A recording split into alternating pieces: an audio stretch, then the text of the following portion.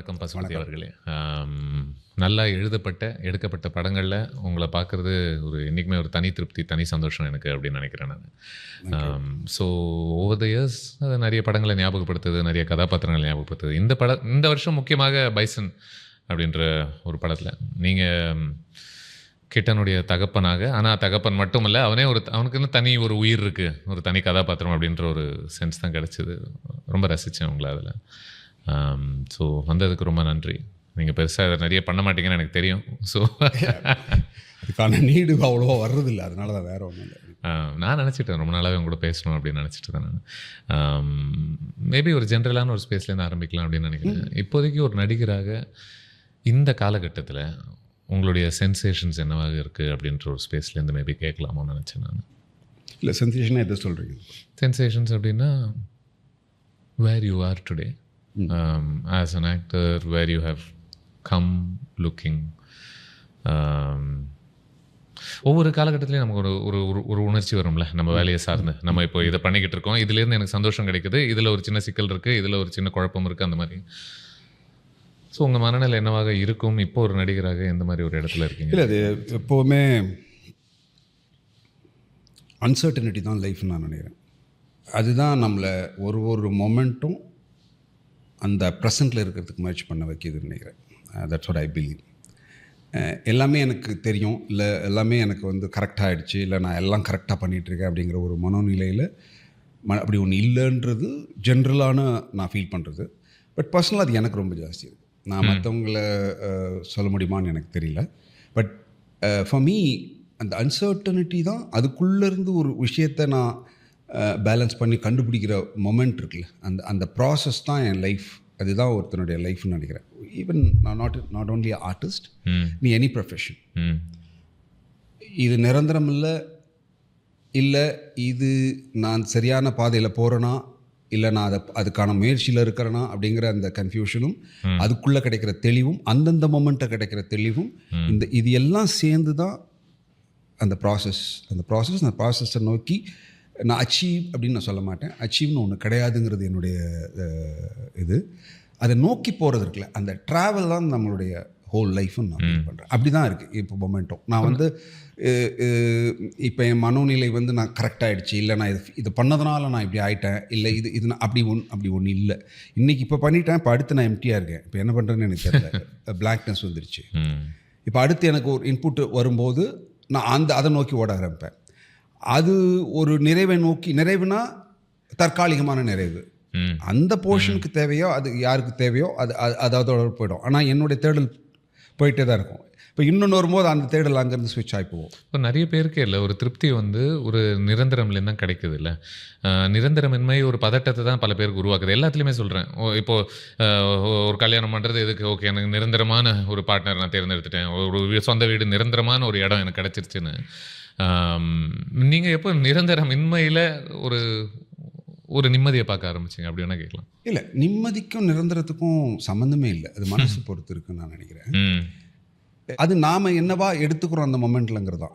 அந்த எல்லாமே அந்த மொமெண்ட்டில் வாழறது தாங்க. ஒரு சஸ்டைனாக பல காலம் அப்படின்னு ஒன்று கிடையாது. அந்தந்த மொமெண்ட்டில் நாம் எடுத்துக்கிற சுதந்திரம் அது. இந்த இடத்துல நான் தெளிவாயிட்டேன், இந்த இடத்துல நான் ஹாப்பி ஆகிட்டேன், இந்த இடத்துல எனக்கு அது பிடிச்சிருக்கு, பிடிச்சிருக்கிற அந்த சந்தோஷம் எனக்கு அந்த நேரத்தில் தான். நிரந்தரம் கிடையாது, அது நாளைக்கு மாறிடும். ஸோ அதுதான் நான் முதல்ல சொன்னது, அன்சர்டனிட்டி த லைஃப் ஆல்வேஸ். அதுதான் அந்தந்த மொமெண்ட்டில் ஒன்று போகும்போது ஒன்று அழகாக ஒன்று மாட்டோம், அங்கே வாழறோம்ல ஒரு. அந்த அழகானதை பொத்தி காப்பாற்றி அதை இன்னமும் நீள வைக்கணுங்கிறது உங்களுடைய நோக்கம் இல்லை. அது முடியுமான்னு எனக்கு தெரியல, நான் அதை நோக்கியும் போல. புரியுது, எனக்கு அது முடியாதுன்றது ஒரு எங்கேயோ ஒரு கான்ஷியஸ் லெவலில் அது தோணுது. பட் அதை நான் ஃபோக்கஸ் பண்ணவே விரும்பலை. எனக்கு அந்த மொமெண்ட்டில் நான் ஒரு சந்தோஷமான அதோட நீட்சி அவ்வளோ வரைக்கும் போதும். இப்போது ஃபார் எக்ஸாம்பிள் பைசன் ஒரு படம் நல்லா இருக்குது, அந்த மற்றவங்க நல்லா இருக்குது, அது ரொம்ப அழகாக பண்ணியிருக்காங்க, படம் பியூட்டிஃபுல், அதெல்லாம் தாண்டி அது பர்ஃபார்மராக நமக்கு ஒரு மொமெண்ட்டில் ஒரு சின்ன சந்தோஷம் வரும்ல. ஒன்று நாம் நினச்ச பாதையில் எங்கேயோ ஒரு இடத்துல அதை டச் பண்ணியிருக்கோம், அது அவங்களுக்கு ரீச் ஆகிருக்குன்னு இருக்குல்ல, அது அந்த அளவுக்கு தான் அந்த சந்தோஷம் என்னை தாக்கும். அதுக்கு மேலே அங்கேருந்து நான் விலகிட்டு வேறு ஒன்று எதிர்பார்ப்பேன். கம்ப்ளீட்டாக வேறு ஒரு நியூட்ரலான ஒரு நிர்வாணமான மனநிலைக்கு தான் நான் எப்போவும் இருக்கிறதுக்கு முயற்சி பண்ணிகிட்டே இருப்பேன். ம். ஏன்னா அது அது அதுக்குள்ளே ஒரு பீஸ் இருக்கும். பீஸ்னால் என்னென்னா, பீஸ்ன்னு சொல்கிற வார்த்தை தப்பு. மேபி அந்த அந்த ஒரு எம்டினஸ் ஒன்று இருக்குல்ல, இந்த எம்டினஸ் தான் எனக்கு ரொம்ப பிடிக்கும். எப்போவுமே அது ஒரு எம்டினஸ்க்குள்ளே யோசிக்கிறதுக்குலாம் அதை இமீடியட்டாக வெளியில் தள்ள பார்ப்பேன். எனக்கு அந்த ஒரு எம்டினஸ், ஒரு ஒரு ஒரு பாடியில் ஒரு நம்னஸ், ஒரு வேக்கும், அதுக்குள்ளே ப்ளே பண்ணணும்னு நினைப்பேன். அந்த ஸ்பேஸ் எனக்கு ரொம்ப பிடிக்கும். அதை உங்களால் எம்ப்ரேஸ் பண்ண முடியுது இல்லையா? அதுலேருந்து இப்போ நான் யூஸ்வலாக நமக்கு சொல்லப்பட்டது என்னென்னா, அந்த எம்டினஸ்லேருந்து ஒரு நிவாரணம் என்ன, அதுலேருந்து எப்படி வெளியே அதில் நிவாரணமும் ஒன்று கிடையவே கிடையாது. அப்படி தான் நான் ஃபீல் பண்ணுறேன் என்னுடைய அனுபவத்தில். எனக்கு அந்த ஸ்பேஸ் எனக்கு ரொம்ப பிடிச்சிருக்கு. அதை முயற்சி பண்ணி அதில் தூக்கி போடுறது, அதை ஒரு பிளாங்க்னஸ் வர்றது, அதெல்லாம் எனக்கு ரொம்ப பிடிக்கும். இப்போ என் டாக்டரே சொல்லுவாங்க, என் ஒய்ஃபும் சொல்லுவாங்க, எப்போவுமே நீ வந்து ஒரு பிளாங்க்னஸ்ல இருக்கு. I like it. அது நிறைய பேர் கிடைக்காது. எனக்கு கிடைக்குது. எந்த மாதிரி சொல்கிறாங்க? இல்லை, எப்பவுமே நீ வந்து ஆக்குபைடு, இல்லைன்னா வந்து ஒரு எம்டினஸ் முகத்தில் தெரியுது. அது எவ்வளோ பெரிய விஷயம் சத்தியமா. எனக்கு இருக்கான்னு தெரியல, நான் யோசிச்சிட்டே இருக்கேன். ஆனால் அதை உனக்கு தோணுச்சுன்னா அது நல்ல விஷயம். அது ஒரு என்ன சொல்கிறது, ஒரு ஒயிட் ஸ்லேட் மாதிரி தானே. ஆமாம், என் மேலே யார் வேணால் இப்போ எழுதலாம் அப்படிங்கிற மாதிரி தானே. அவ்வளோதான். அது அந்த ஒரு எம்டினஸை நீங்கள் வந்து ஒரு ப்ரொஃபஷ்னல் இதுவோ இல்லை இந்த மாதிரி இப்போ நீங்கள் சொன்ன மாதிரி ஒரு இயக்குனருக்கோ நீங்கள் அந்த எம்டினஸை கொடுக்கும்போது அவங்க அதிலிருந்து வேலை பண்ணுறதுக்கோ இல்லை அதுலேருந்து ஆட் பண்ணுறதுக்கோ ஒரு ஸ்பேஸ் நமக்கு கிடைக்கும் அப்படின்னு நான் நினைக்கிறேன். நீங்கள் ஆல்ரெடி ஃபுல்லாக போய் நின்னீங்கன்னா அங்கே வந்து அவங்களுக்கு ஸ்பேஸ் வந்து ரொம்ப குறைஞ்சிரும். எனக்கு இதில் ரொம்ப ஆச்சரியமாக என்ன இருக்குன்னா, நான் எனக்கு பிடிச்ச இன்னொரு நடிகர் மனோஜ் பாஜ்பாயோட பேசிகிட்டு இருந்தேன். அவங்க வந்து நிறைய கதாபாத்திரங்கள் உள் வாங்கிறதுனால இவங்க எல்லாருமே கான்ஸ்டண்ட்டாக என் மைண்டுக்குள்ளேயே இருக்காங்க. அது ஒரு மாதிரி அந்த சத்தம் என் மண்டையில் கூடிக்கிட்டே தான் இருக்குது நான் புது புது கதாபாத்திரங்கள் ஏற்றுக்கும் போது அப்படின்னு சொல்லும்போது, நீங்கள் சொல்கிறதுக்கு அது ஒரு ஆல்மோஸ்ட் நேர்மாறாக இருக்கிற மாதிரி எனக்கு தோணுது. இல்லை, கரெக்டு. இன்ட்ரெஸ்டிங் இது என்னென்னா, நாங்கள் தியேட்டர் பண்ணும்போது என்ன ரெகுலரான எங்களுக்கு வந்து டைம் லேப்ஸுங்கிறதே இருக்காது. ஒரு நாடகம் பண்ணுவோம்.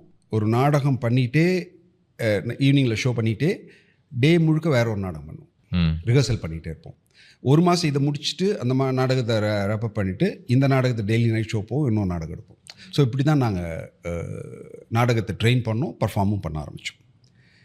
அப்போது காலையில் ஒன்று பண்ணுறேன், நான் ஈவினிங் ஒரு நாடகம் நடிக்க போகிறேன், காலையில் ஒரு நாடகத்தை நான் ரிஹர்சல் பண்ணுறேன்னா அப்போ நான் எல்லாத்தையும் உள்ளே வச்சுட்டு இருந்தால் என்ன ஆகும்? என்னால் வந்து அவ்வளோ ஸ்டோர் உள்ளே பண்ண முடியாது. ஸோ அப்போ நான் வந்து காலையில் பண்ணுறத வெளியில் அனுப்பிச்சிட்டு அது சப்கான்ஷியஸ் லெவலில் அதுக்கான பிளேஸை நான் வந்து ஃப்ரேமில் மட்டும் அதை வச்சுப்பேன். ஏன்னா காலையில் எப்படி பண்ணியிருக்கேன்றது மட்டும் வச்சுக்கணும், தவிர மற்ற எல்லாத்தையும் வெளில அனுப்பிச்சிடுவேன், அவுட்டில் வச்சுருவேன். இப்போ ஈவினிங் பண்ணுறது மட்டும்தான் இருக்குது எனக்கு. ஸோ மறுபடியும் காலைல வரும்போது அதை வெளில போட்டுருவேன், இதை போட்டுருவேன். இப்படி ஒரு ட்ரைனிங்கை வந்து தியேட்டர் எனக்கு கொடுத்தது. ஸோ நான் அப்படி பண்ணதுனால எனக்கு வந்து உள்ளே வச்சுருக்கவே முடியாது என்னால். முடிச்சோன்னா இப்போ நீங்கள் ஃபில்மை கூட நீங்கள் என்னோடய இயக்குநர்களை கேட்டால் தெரியும், நான் மானிட்டர் பார்க்க மாட்டேன். எனக்கு அந்த பழக்கம் கிடையாது. எனக்கு வந்து இயக்குனரோட கண்ணை பார்த்து தான் பேசுகிற பழக்கம். ஏன்னா அங்கே தான் நான் வந்து எடுப்பேன். நான் பண்ணுறது கரெக்டாக இல்லையா, இல்லை அது உங்களுக்கு ஓகே வாங்குறது உங்கள் கண்ணை வச்சு தான் நான் ஜட்ஜ் பண்ணுவேன். உங்கள் முகபாவனை வச்சு தான் நான் வந்து இன்னும் மாறணுமோ, இன்னும் தேவையோ அப்படின்ற புரிதல் வந்து அங்கே தான் எனக்கு வருமே தவிர, நான் மானிட்டர் பார்க்கும்போது என்னடனா நான் ஒரு இயக்குனர் ஆகிடுவேன். அப்போது அவரோட பார்வையில் அவர் ஒன்று நினைக்கிறாரோ அந்த நினைப்புக்குள்ளே நான் ஒரு வேலை பண்ணங்கிறது போய் அதை தாண்டி நான் என்னவா இருக்கேன், இதை நான் எப்படி பண்ணியிருக்கேன் அப்படின்னும் போது கை இப்படி இருந்திருக்கலாமோ, முகம் இன்னும் பெட்டராக இருந்திருக்கலாமோ அப்படின்னும் போது அவர் சொல்லக்கூடிய அவருக்கு வேணுங்கிற லைன்லேருந்து நான் மாறிடுவேன். மாறி நான் ஒரு இயக்குனராக வந்துடுவேன். ஒரு பார்வையாளனாவோ ஒரு இயக்குனராகவோ இல்லை இப்படி இருக்கலாம் அப்படி இருக்கலாம்னு வந்துடுவேன். அது வந்து தேவையில்லாது நான் நினைக்கிறேன். நீங்கள் ஒன்று சொன்னீங்கல்ல, நான் என்னால் அது அந்த நேரத்துக்கு அதை நான் உள் வாங்கிப்பேன், அதன் பிறகு அது எனக்கு தேவையில்லை, அதனால் என்னால் அகற்ற முடியாது அது என்னுடைய மைண்டில் இருந்து அப்படின்னு சொன்னீங்க. இது வாழ்க்கைக்கு பயங்கரமா யூஸ் ஆகுமோன்னு தோணுது. ஏன்னா பலமுறை ஒரு ஒரு கெட்ட அனுபவங்களோ, துயரங்களோ ஏதாவது ஒண்ணு வரும்போது, பல பேர் ரொம்ப கஷ்டப்படுறது வந்து, "இது என்ன மண்டையிலேயே உட்காந்துட்டு இருக்கே, இத எப்படி நான் அகற்றுவது?" அப்படின்னு. இப்போ இதுவும் உங்களுக்கு ஓரளவுக்கு உதவுதுன்னு பார்க்குறீங்களா? கண்டிப்பா. அது இருக்கு. பட் அதையும் தாண்டி நம்ம ஹியூமன்ஸு. ஏன்னா நமக்கு வந்து பல விஷயங்கள் வந்து சொல்லப்பட்ட விஷயங்கள் தான். ம். ஒரு பொது புத்தியில நமக்கு உள்ள போய் அதை மைண்டுக்குள்ள அப்படியே ரெஜிஸ்டர் ஆகி ஜெனட்டிக்கலா ரெஜிஸ்டர் ஆகி, இப்படின்னா இப்படி சோகமா இருக்கணும், இப்படின்னா இப்படி உள்ள இருக்கும் அப்படிங்கிறது ஒரு பழக்கம். அதை புறந்தள்ளுறதுக்கு பயிற்சி தான் அது. வெளியில தள்ளுறதுக்கான பயிற்சி தான் எங்களுக்கு முதல்ல. Emotions actor has to deal with so many emotions. when you stuck with one emotion you can't handle others. So அப்போது எனக்கு எல்லாமே வந்து எடுத்து தூக்கி போடுறது தான். அப்படி தான் நான் அதை ஹேண்டில் பண்ண முடியும். பண்ணால் மட்டும்தான் என்னால் ஒரு விஷயத்தை அங்கே ஸ்பாட்டில் பண்ண முடியும். இல்லைன்னா பண்ண முடியாது. நான் ஒரு எமோஷனுக்குள்ளே மட்டுமே இருந்தேன்னா அது வந்து என்ன இன்னொரு எமோஷன் உள்ளே போனாமல் தள்ளும், வேறையாக மாறிடும். ஸோ இப்போ என்னுடைய பர்சனாலிட்டிக்குள்ளே அது சேஞ்சஸ் பண்ண ஆரம்பிச்சிடும். ஸோ அதை நான் தள்ளிடணும். நான் வந்து அங்கே நியூட்ரல், ஒரு ஒரு பாடி, அவ்வளோதான். இது எதை வேணால் உள்ள தூக்கி போட்டு எதை வேணால் எடுக்கலாம். இது சாதாரணமாக சொல்லிடலாம். இது என்ன மாதிரி பயிற்சி நீங்கள் கேட்டிங்கன்னா அது ஒரு 30 வருஷ வாழ்க்கைன்னு சொல்லணும், 40 வருஷ வாழ்க்கைன்னு சொல்லணும். இது இப்படிலாம் போனால் அது வரும் அப்படின்னு ஒன்று சொல்லி தான் தர முடியுமே தவிர, அதை நீங்களாக உள்ளுக்குள்ளே போகும்போது தான் அது வரும். அது எங்கள் வாதியார் கற்றுக் கொடுத்தது. வேலை இல்லை, வாழ்க்கை. இது வாழ்க்கை, அவ்வளோதான். அப்படிதான் நான் பார்க்குறேன். நீங்கள் இப்போ இயக்குனர்னு பேசும்போது நீங்கள் ஒன்று சொன்னீங்க, நான் மானிட்டர்லாம் பார்க்க மாட்டேன், கண்களை பார்த்து நான் புரிஞ்சுக்குவேன்னு. நான் மாரி அவர்களோட பேசிகிட்டு இருக்கும்போது அவங்க சொன்ன ஒரு விஷயம் வந்து, எனக்கு இயக்குனராக இப்போ நிறைய நடிகர்கள் ஹேண்டில் பண்ணும்போது அவங்க அதிகம் கொடுக்கும்பொழுது அதை குறைவாக்குவது இன்னும் அவங்கள சந்தோஷப்படுத்தக்கூடிய ஒரு ப்ராசஸாக இருக்குது. அவங்க குறைவாக கொடுக்கும்போது அது இன்னும் அதிகம் கேட்பதை விட அப்படின்னு. ஒரு நடிகராக நீங்களுமே அதை தான் விரும்புகிறீங்களா? இல்லை, எனக்கு அப்படி நான் யோசிக்கிறதே இல்லை. இப்போ குறைவு நிறைவுன்னு நம்ம யோசிக்கக்கூடாதுன்னு நினைக்கிறேன். ஓகே. அது வந்து என்னமோ நிறைய கொடுத்துட்டா தப்பா மாதிரியும், இல்லை குறைவாக கொடுத்துட்டா தப்பா, இல்லை நல்ல அப்படி கிடையாது. இப்போ நீங்கள் ஒரு விஷயம் எனக்கு இப்படி வேணும்னு ஒன்று கொடுக்குறீங்க. உங்கள் பார்வையில் எனக்கு இப்படி இருந்தால் அது பெட்டராக இருக்கும்னு நீங்கள் ஒன்று கொடுக்குறீங்க. எனக்கு அது அப்படியே 100% நீங்கள் என்ன வேணுங்கிறது எனக்கு ஒரே இதில் புரிஞ்சுக்கிறதுக்கான வாய்ப்புகள் ரொம்ப குறைவாயிடும். சில நேரங்களில் புரியும், சில நேரங்களில் புரியாது.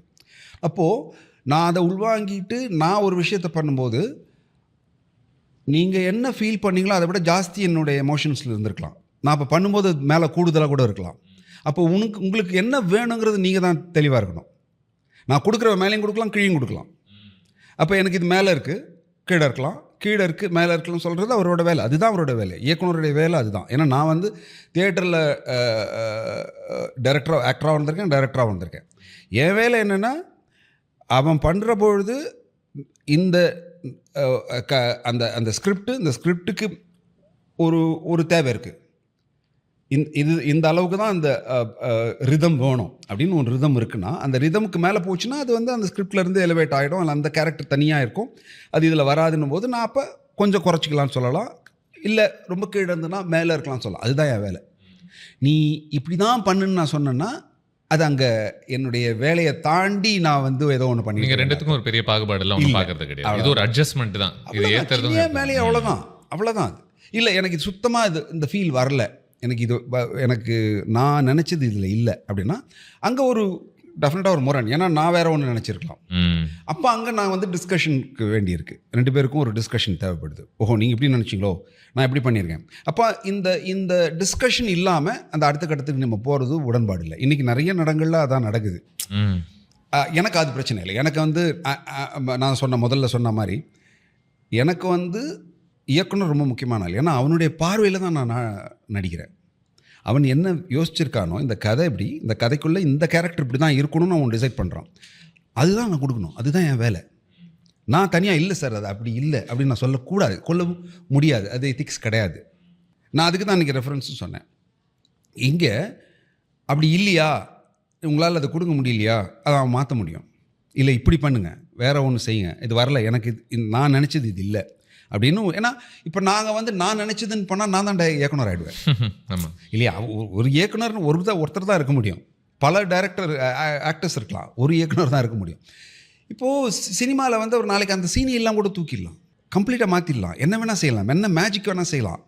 இங்கே தியேட்டரில் அது இல்லை. தியேட்டரில் என்னென்னா, நீங்கள் என்ன தான் ஒரு நடிகனை உங்ககிட்ட வளைச்சாலும், நீங்கள் நினைக்கிற மாதிரி அவனை கொண்டு வரதுக்கு முயற்சி பண்ணாலும், இல்லை எனக்கு இதுதான் வேணும்னு நீங்கள் என்ன கேட்டாலும், அந்த பர்ஃபார்மன்ஸ் நேரத்தில் ஒரு நடிகனுக்குடைய எத்திக்ஸ் மாறிச்சுன்னா அவன் என்ன ஒன்றா பண்ணலாம். நீங்கள் சொல்கிறது பண்ணணும்னு அவசியமே கிடையாது. ஏன்னா அவனுடைய இடம் அது. உங்களால் கண்ட்ரோலே அதை பண்ண முடியாது. நீங்கள் ஸ்டேஜ் ஏறிட்டானா நீங்கள் வீட்டுக்கு போய் உட்காந்துட வேண்டியது தான். அது அவன் வேலை. அப்போ அங்கே நடிகனுக்கு மிகப்பெரிய கடமை இருக்குது, மிகப்பெரிய எத்திக்ஸ். அந்த எத்திக்ஸ் இல்லைன்னா அது அந்த ப்ரொஃபஷனலுக்கே தப்பாகிடும். அந்த மீடியம் உங்களுக்கு தெரியணும். இந்த மீடியம் சினிமா மீடியம்ங்கிறது இயக்குனரோட பார்வையில் தான் மொத்தமாக நடக்குது. தியேட்டர் வந்து மொத்த பார்வையும் இயக்குனர் நடிகனோட இதில் தான் இருக்குது. நடிகன் தான் அங்கே டிசைட் பண்ணுறான். இவர் இது கேட்குறாரு, நான் இதுதான் இந்த கதைக்கு இதுதான் நான் இதை தான் கொடுப்பேன்னா அந்த எத்திக்ஸை அவன் ஃபாலோ பண்ணி ஸ்டேஜ் கடைசி வரைக்கும் அதை பெர்ஃபார்ம் பண்ணுறது தான் அவனுடைய மொராலிட்டி. அந்த மொரல் இருக்குது. இங்கே அது இல்லை. நீங்கள் என்ன பண்ணினாலும் அது மொத்தமாக தூக்கி கூட போடுறதுக்கு இயக்குனர் இருக்குது. இப்போ இயக்குனருக்கு தான் இங்கே மிகப்பெரியது. அப்போ இயக்குனருக்கு இவ்வளோ பெரிய ஸ்பேஸ் இருக்கக்கூடிய ஒரு மீடியமில் ஒரு நடிகன் அவன் தன் வேலையை கரெக்டாக செய்யணும். அவனுடைய பங்கு என்னவோ அதை செய்யணும். அதை மீறி போச்சுன்னா தான் இங்கே பிரச்சனை. ஐ திங்க் டென்சல் வாஷிங்டன் தான் சொன்னார்னு நினைக்கிறேன், இந்த படங்கள் வந்து நடிகர்களுக்கான ஒரு இடமே கிடையாது தியேட்டர். நான் ரொம்ப நாளாக சொல்லிக்கிட்டு இருக்கேன். இல்லை இப்போ எல்லாரும் இல்லை மீடியம் வந்து நோ, டெஃபினெட்லி நாட். உங்களுக்கு ஒரு நடிகனாக திருப்தி கிடைக்கணும் அப்படின்னா படங்கள்லேருந்து அது கிடைக்கவே போகிறது கிடையாது அப்படின்றதும். ஆமாம், நீங்கள் அதை நம்புறீங்க? இல்லை, யா, அது ஒரு ஒன் ஹேண்ட் அப்படி யோசிக்கலாம். பட் வந்து நீங்கள் யார் கூட படம் பண்ணுறீங்கிறது, அதனால தான் என்னுடைய படங்கள் ரொம்ப குறைஞ்சிருச்சுல எண்ணிக்கை. எனக்கு அந்த கதை பிடிக்கணும், அந்த அட்மாஸ்பியர் பிடிக்கணும், இப்படி பல பிடிக்கணும் இருக்குது. எனக்கு பிடிக்கணும். அவங்களுக்கு என்ன பிடிக்கிறதுங்கிறது எனக்கு செகண்டரி தான். எனக்கு பிடிக்கணும் முதல்ல. என்ன நான் உள்ள நுழைச்சிக்கிறதுக்கு என்ன முதல்ல பிடிக்கணும். அப்போ பொதுவாக என்ன ஆகிடும்னா உங்களுடைய ஸ்பேசஸ் வந்து குறைய ஆரம்பிச்சிடும். அதுதான் நான் வருஷத்துக்கு 2 படமோ இல்லை ஒரு படமோ அப்படி பண்ணுறதுக்கான காரணம். சில வருஷம் இந்த வருஷம் படமே பண்ணல. ஸோ காரணம் வந்து இதுதான். அரகன்சின்னு சொன்னால் தெரியாது எனக்கு. இதுதான் எனக்கு தேவை. இது இருந்தால் என்னால் கம்ஃபர்டபுளாக ஒரு விஷயத்தை பண்ண முடியுது. சந்தோஷமாக இருக்கேன். That is more important. நான் சந்தோஷமாக இருக்கேன். நான் ரொம்ப ஹாப்பியாக ஒரு வேலை பண்ணுறேன். அது எனக்கு பிடிச்சிருக்கு. அது டெய்லி இல்லை வருஷத்துக்கு பரவாயில்ல, எனக்கு பிடிச்சிருக்கு, அவ்வளோதான். இப்போ தியேட்டர் சினிமா நம்ம பேசும்போது ஒரு பார்வை இருக்குது, தப்பாக எடுத்துக்காதீங்க. தியேட்டர்லேருந்து வர்றவங்க சினிமாவுக்கு தேவையானதை விட கொஞ்சம் அதிகமே கொடுக்கக்கூடியவங்க அப்படின்ற ஒரு பார்வை. இதுக்கு உங்களுக்கு உடன்பாடு உண்டா? இந்த பார்வை உடன்பாடு இல்லை. அது என்னென்னா, நான் சினிமா நாடகத்தில் தான் நடிப்புங்கிறது என்னங்க, நாடகத்துலேருந்து வந்தது தான். சினிமாக்குன்னு ஒன்றுமே கிடையாது. சினிமாக்குன்னு இருக்கிற ஒரே விஷயம் வந்து எடிட்டிங் மட்டும்தான் சினிமா. மற்றகிட்ட சினிமா வந்து எல்லா இடத்துலையும் பாரோ பண்ணியிருக்கு. ஃபோட்டோகிராஃபி ஸ்டில்லேருந்து ஃபோட்டோகிராஃபி வந்து ஃபோட்டோகிராஃபியில் வாங்கியிருக்கு, மியூசிக்லேருந்து வாங்கியிருக்கு, தியேட்டர்லேருந்து ஆக்டிங்கை வாங்கியிருக்கு, டைரக்ஷனை தியேட்டர்லேருந்து வாங்கியிருக்கு. சினிமாக்குன்னு இருக்கிற ஒரே விஷயம் சினிமா அப்படின்னு சொன்னால் அது எடிட்டிங் மட்டும்தான், இல்லைங்களா? இப்போது அப்படி பார்க்கும்போது எல்லா கிராஃப்ட்டும் மற்ற இண்டிவிஜுவலாக இருக்கக்கூடிய தனி கிராஃப்ட்லேருந்து சினிமாவுக்குள்ளே வந்திருக்கு. இப்போ நீங்கள் ஆரம்ப காலத்தில் சொல்லுவாங்க சினிமாவே மேடை நாடகமாக இருக்குது அப்படின்னு சொல்லுவாங்க. மியூசிக்கும் ஒரே பாட்டாக இருந்தது, எல்லாமே அப்படி தான் இருந்தது அந்த காலத்தில். ஏன்னா அந்த ஃபார்ம்லேருந்து வந்தது. இப்போது சினிமாக்கான ஒரு மொழி வந்து பெருசாக டெவலப் ஆகாத காலம். இன்றைக்கி வந்து சினிமாங்கிற மொழி வந்து டெவலப் ஆகிருக்கு. நிறைய எக்ஸ்பெரிமெண்ட் பண்ணி நிறைய மாற்றங்கள் வந்து சினிமானா இதுதான், இதோட ஸ்ட்ரென்த் இது தான் அப்படின்னு ஒன்றுக்குள்ளே வருது. ஸோ இதுக்கு இவ்வளோ காலம் நமக்கு தேவைப்பட்டிருக்கு. இப்போ நான் சொன்ன மாதிரி இப்போ ஒரு நடிகன் நாடகத்துலேருந்து வரும்போது என்னென்னா அவனுடைய ப்ராக்டிஸ், அவனுடைய நடிப்புங்கிற அந்த ப்ராக்டிஸ் என்னவாக இருக்குன்னா ரீச் அவுட். அவன் இங்கே பேசலை, அவன் அங்கே பேசணும். ஸோ அப்படி தான் அவன் பழகியிருக்கான். அதனால் நடிப்பு தியேட்டருக்கு தனி நடிப்பு, சினிமாவுக்கு தனி நடிப்புலாம் கிடையாது, எல்லாம் ஒரே நடிப்பு தான். அதுக்கும் இதுக்குமான ஒரு தின் லைன் இருக்குது. அதை நம்ம புரிஞ்சுக்கணும், அதை புரிய வைக்கணும் நடிகனுக்கு. அவ்வளோதான். என்னென்னா அது நீங்கள் கேமராவுக்கு பண்ணுறீங்க, அது ஒரு 100 பேரை பார்த்து பண்ணுறீங்க. இங்கே கேமராங்கிறது ஒரு இண்டிவிஜுவல், நாட் ஹோல்சம். ஒரு இண்டிவிஜுவல், ஒரு பார்வை. இது கேமராங்கிறது ஒரு சிங்கிள் பார்வை, 100 பேர் பார்வை கிடையாது, இது ஒரு பார்வை. அப்போ இதை வந்து நீங்கள் நடிகனுக்குள்ளே கொண்டு வரணும். அந்த ப்ராக்டிஸ் வேணும். இப்போ தியேட்டரில் நடிக்கிறவங்களாம் அங்கே சினிமாவில் நடிச்சிட முடியுமான்னா தெரியாது. ஏன்னா இந்த பேசிக் டெக்னிக் அவனுக்கு புரிய வைக்கணும். அப்போது அதுக்கு தான் நமக்கு இன்ஸ்டிடியூஷன் தேவைப்படுது. நீங்கள் சினிமாக்குள்ளே நேராக வர்றீங்கன்னா இந்த இன்ஸ்டிடியூஷனலைஸ் பண்ண வேண்டியிருக்கு. இதை இந்த இந்த ஆக்டிங்கிறது தியேட்டர்லேருந்து சினிமாவுக்கு வர்றதுக்கான அந்த அடாப்டபிலிட்டி இருக்குல்ல, அதை நீங்கள் சொல்லிக் கொடுக்கணும். அதை சொல்லிக் கொடுத்தா அவன் உடனே வந்துடுவான். ஏன்னா நடிக்க தெரிஞ்சவனுக்கு அது ஈஸி அதை பண்ணுறது. அந்த புரிதலை நீங்கள் முதல்ல ஒரு இயக்குனர் கொடுக்கணும். இங்கே அது பண்ணுறது இல்லைன்றது என்னுடைய தனிப்பட்ட கருத்து. புரியுது. ஏன்னா நான் சினிமாக்குள்ளே வரும்போதும் நான் ஏன் கரெக்டாக என்னை அக்செப்ட் பண்ணாங்கன்னா சினிமாக்காரனா அப்படின்னு நான் நினைக்கிறது என்னென்னா, நான் வந்ததே கமல் மாதிரி ஒரு ஆட்களோட தொடர்பில் தான் முதல்ல. ஸோ அப்போ உங்களுக்கு எனக்கு புரிய வச்சிட்டாங்க, கேமராங்கிறது இப்படி, இதுதான் இவ்வளோ தான், நீ அப்படி யோசிக்கிறது இப்படி யோசிச்சுப்பாரு அப்படின்னு எனக்கு புரிய வைக்கும்போது இதுக்கான பயிற்சி உங்களுக்கு கொடுக்கப்பட்டது. ஏன்னா எனக்கு தெரியாது. ஏன்னா நானும் வரும்போது அப்படி தான் ஓப்பனாக தான் அப்படி தான் வந்து நிற்பேன். பார்வையே அப்படி தான் இருக்கும் எனக்கு. அப்போ அது இல்லை, நீ அது கொஞ்சம் குறிக்கும். எனக்கு சொன்னது கமல். எனக்கு இப்போ ஆரம்பிக்கும் போது அங்கே இருந்தால எனக்கு அந்த ஒரு 10 நாளில் எனக்கு அது புரிதல் வர ஆரம்பிச்சிடுது. இங்கே நிறைய பேருக்கு அந்த புரிதல் இல்லை, சொல்லிக் கொடுக்குற இயக்குனருக்கும் அது தெரியல. அவங்களுக்கு அது ரெண்டுத்துக்குமான ஒரு புரியல. அதுவும் இருக்கு. நம்ம அதையும் இதுவும் தெரிஞ்சாதான் அவங்களுக்கும் தெரியல, அவங்களுக்கும் தெரியல. இந்த புரிதலுக்கான இது வந்துருச்சுனாலே இந்த பிரச்சனை சால்வ் ஆகிடும் நான் நினைக்கிறேன். உங்களுக்கு ரொம்ப சுலபமாக இருந்தது இந்த அட்ஜஸ்ட்மெண்ட். நான் சுலபம்னு நான் சொல்ல மாட்டேன், அது நடந்துருச்சு. ஓகே. ஏன்னா நடந்துச்சு. ஏன்னா நான் உள்ளே போகும்போதே அவருக்கு அந்த அந்த கமல் சாருக்கு அது புரியும், நாசர் சாருக்கு அது புரியும். ஏன்னா நாசர் தான் என்ன இன்ட்ரடியூஸ் பண்ணார், அவருக்கும் அது புரியும். அப்போ சொல்ல இல்லைடா அது தின் லைன் தான்டா, நீ வந்து வைடாக பார்க்குறத விட இது ஒரு கேமரா ஒரு கண், நீ அதுக்கு மட்டும் பாரு. அதுக்கும் அப்போ நீ இவ்வளோ க்ளோஸாக இருக்கும்போது நீ என்ன பர்ஃபார்ம் பண்ணுவேன் அப்படிங்கிற ஒரு புரிதலை நம்ம மைண்டில் கொடுக்கும்போது டக்குன்னு என்ன, பிகாஸ் ஆக்டிங் இஸ் சேம், நான் எனக்கு நடிக்க தெரியும். அப்போ இந்த டெக்னிக்கல் ஆஸ்பெக்டை மட்டும் எனக்கு ஒரு மைண்டில் ஏற்றிட்டா நான் அதுக்குள்ளே நிற்க ஆரம்பிச்சிடுவேன் இல்லைங்களா? அவ்வளோதான். இப்போ நான் இப்போ தியேட்டரில் பண்ணும்போது நான் உங்ககிட்ட பேசுகிறேன், இப்போ இப்படி இருக்குது ஆடியன்ஸ் இப்படி இருக்காங்கன்னா நான் இப்படி பேசுகிறேன்னா நான் உங்ககிட்ட பேசலை, என் மைண்ட் லெவலில் நான் ஆடியன்ஸ் கிட்ட தான் பேசிகிட்டு இருக்கேன். ஸோ அப்போ என்னுடைய பாடி லாங்குவேஜ் எல்லாமே ஆடியன்ஸுக்கு தான், உங்களுக்கு இல்லை. பட் இந்த சினிமாவில் அப்படி இல்லை. இங்கேனா நான் இங்கே தான் கொடுக்க முடியும். இப்போ இது ஒரு மிகப்பெரிய வித்தியாசம் இருக்குது இல்லையா பர்ஃபார்மன்ஸில். இப்போ நான் வந்து அதே ஃப்ரேமில் நான் இங்கே வச்சுட்டு நான் இங்கே கொடுத்தேன்னா எப்படி இருக்கும்? இங்கே இந்த மாதிரியான பிரச்சனைகள் தான் அந்த இப்போ நீங்கள் சொல்கிற கமெண்ட்டுக்கான காரணம்னு நான் நினைக்கிறேன். இது இருக்குது, இதை நான் ஃபேஸ் பண்ணியிருக்கேன். நிறைய என்னோடய நண்பர்கள் சொல்லுவாங்க, ஃப்ரெண்ட்ஸ்லாம் சொல்லுவாங்க, சார் நாங்கள் தியேட்டர்லேருந்து வரவங்கலாம் நல்லா நடிப்பாங்களே, எல்லாம் நல்லா நடிப்பாங்க, நீங்கள் உங்களுக்கு அதை புரிஞ்சிக்க முடியல, அவங்களுக்கு அது தெரியல. இந்த சின்ன இதை வந்து புரிய வச்சுட்டோம்னா உங்களுக்கும் நீங்களும் புரிஞ்சுக்கிட்டு அவங்களும் புரிஞ்சுட்டாங்கன்னா முடிஞ்சு போயிடும். நீங்கள் சொன்னீங்களே இப்போ படங்கள் வந்து குறைவாக ஆரம்பிச்சிருக்கு அப்படின்னு. பட் சமீபத்தில் எடுத்து பார்த்தோம் அப்படின்னா இந்த படங்கள் எல்லாமே ரொம்ப மறக்க முடியாத பர்ஃபார்மன்ஸாக இருக்கிறதா எனக்கு தோணுது. அசுரன், சார்பட்டா, தண்டட்டி, தங்கலான், பைசன் அப்படின்ற ஒரு வரிசை. இது ஒரு இன் ஹைண்ட்சைட் பார்க்கும்போது இது ஒரு நல்ல ரன்னாக தெரியுது. நல்ல ரன் ஆஃப் ஃபில்ம்ஸ், நல்ல ரன் ஆஃப் பர்ஃபார்மன்ஸஸ் அப்படின்னு தோணுது. இதுக்கான ஒரு காரணம் முக்கியமாக நீங்கள் வந்து எந்த இடத்துல எனக்கு முழுசாக இது எனக்கு பிடிச்சிருக்கோ அது மட்டும்தான் செய்வதனால மட்டும்தான் இல்லையா? இது கரெக்ட் இல்லை, அப்படியும் சொல்லிட முடியாது. இல்லை, அது ஒரு பக்கம் உண்மை இருக்குது. எனக்கு அதை நடிகனா எனக்கு இப்படி பண்ணணும், எனக்கு பிடிச்ச விஷயங்கள் பண்ணணும் அப்படின்னு நான் நினைக்கிறேன். அதுக்கான தேடல் போய்கிட்டே இருக்குது வாழ்க்கை முழுக்க. சில நேரங்களில் ஒரு வருஷத்தில் 2 படங்கள் அந்த மாதிரி வந்துடும், சில நேரத்தில் படாமையே போயிடும். இப்போ இந்த ஸ்பேஸ் இருக்குல்ல, ஒரு ஃபினான்ஷியலாக யூனோ அண்ட் அதெல்லாம் நிறைய இருக்குது. அந்த ஃபேஸஸ் வந்து இந்த மாதிரி நீங்கள் யோசிக்கும் போது அதை வந்து பேர் பண்ணி தான் ஆகணும் நீங்கள்.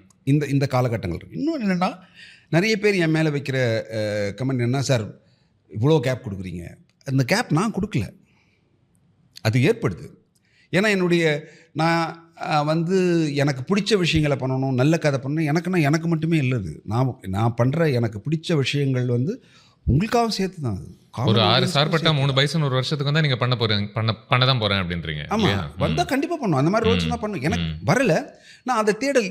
நான் வந்து உங்களை சந்திக்கும் போது ஒரு நல்ல விஷயத்தோடு வந்து பார்க்கணும்னு நினைக்கிறேன்.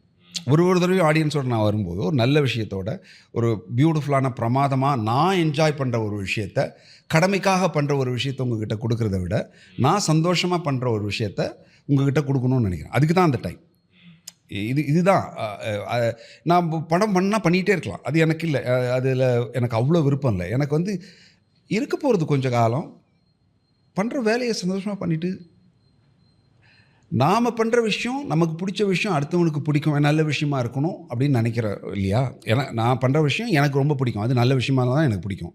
அந்த விஷயத்தை நான் ஒருத்தர் கொடுக்கணும்னு நினைக்கிறேன்ல, அதுக்கான எடுக்கிற மெனக்கெடலும் அதுக்கான எடுக்கிற டைம் தான் அது. வேற ஒன்றும் இப்படி செய்யும் பொழுது எனக்கு நடிப்பு கூட இருக்கக்கூடிய ஒரு உறவு கான்ஸ்டண்ட்டாக அது குறைய ஆரம்பிக்குதே அப்படின்ற மாதிரி உங்களுக்கு தோணுதா? வால்யூம் பொறுத்த வரைக்கும் இல்லை.